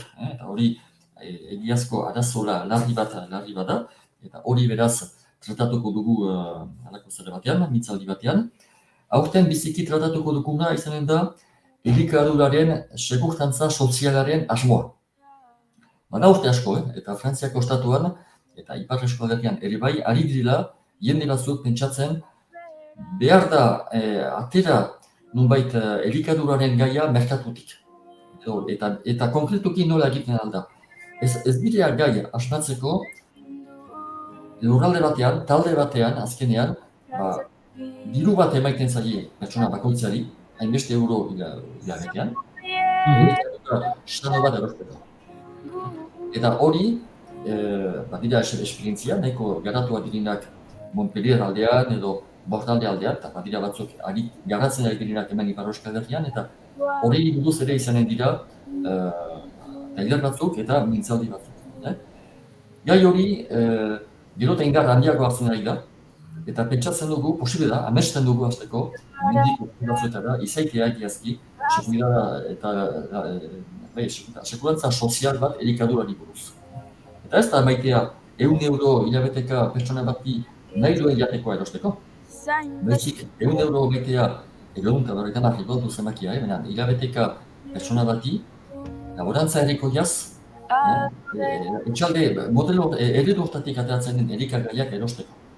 Eta dudarik gabe horrek baluke zentzua, laborantza erikoiaz bizi diren etxaldeak bizirazteko, eta beriziki zentzua ere bai, bakoitzaren elikaduraren gaitateari buruz, eta beraz, osagarri edo osasunari buruzko gaietaz.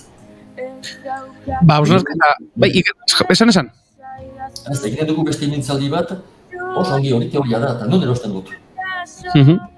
Eta badira esperientziak, erosten guneak, oihartzoko labore, ohartzoko esperientzia aipatuko da hor, aipatuko dira hemen Ipar Euskal Herrian diren beste esperientzia batzuk ere bai.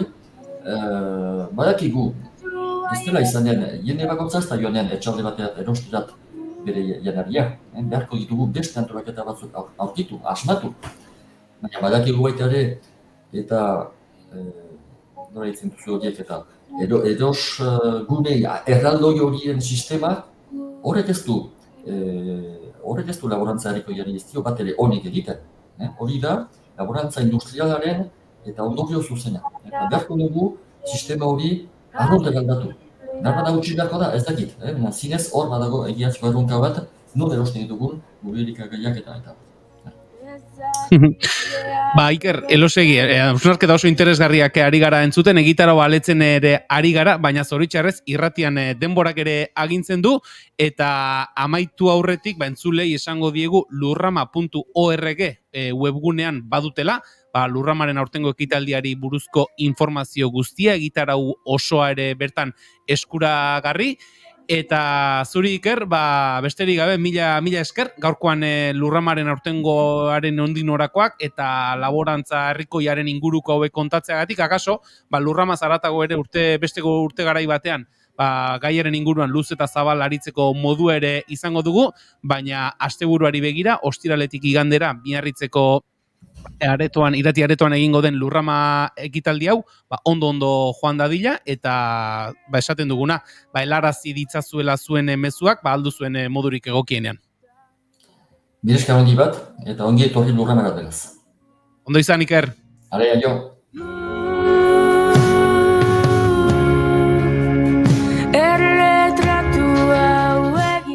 Entzuleok Iker Elosegi agurtu du Julen Goikoetxeak, eta guk Julen Goikoetxea agurtuko dugu datorren aste arte, Julen. Hori da ondo ibili. Goiure Zeizarandia, zu bihar arte. Bai.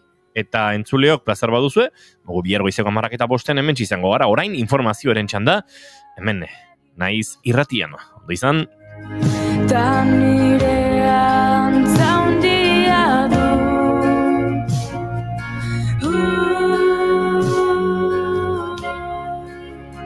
erretratu hau egin dut ta gure antza hundia du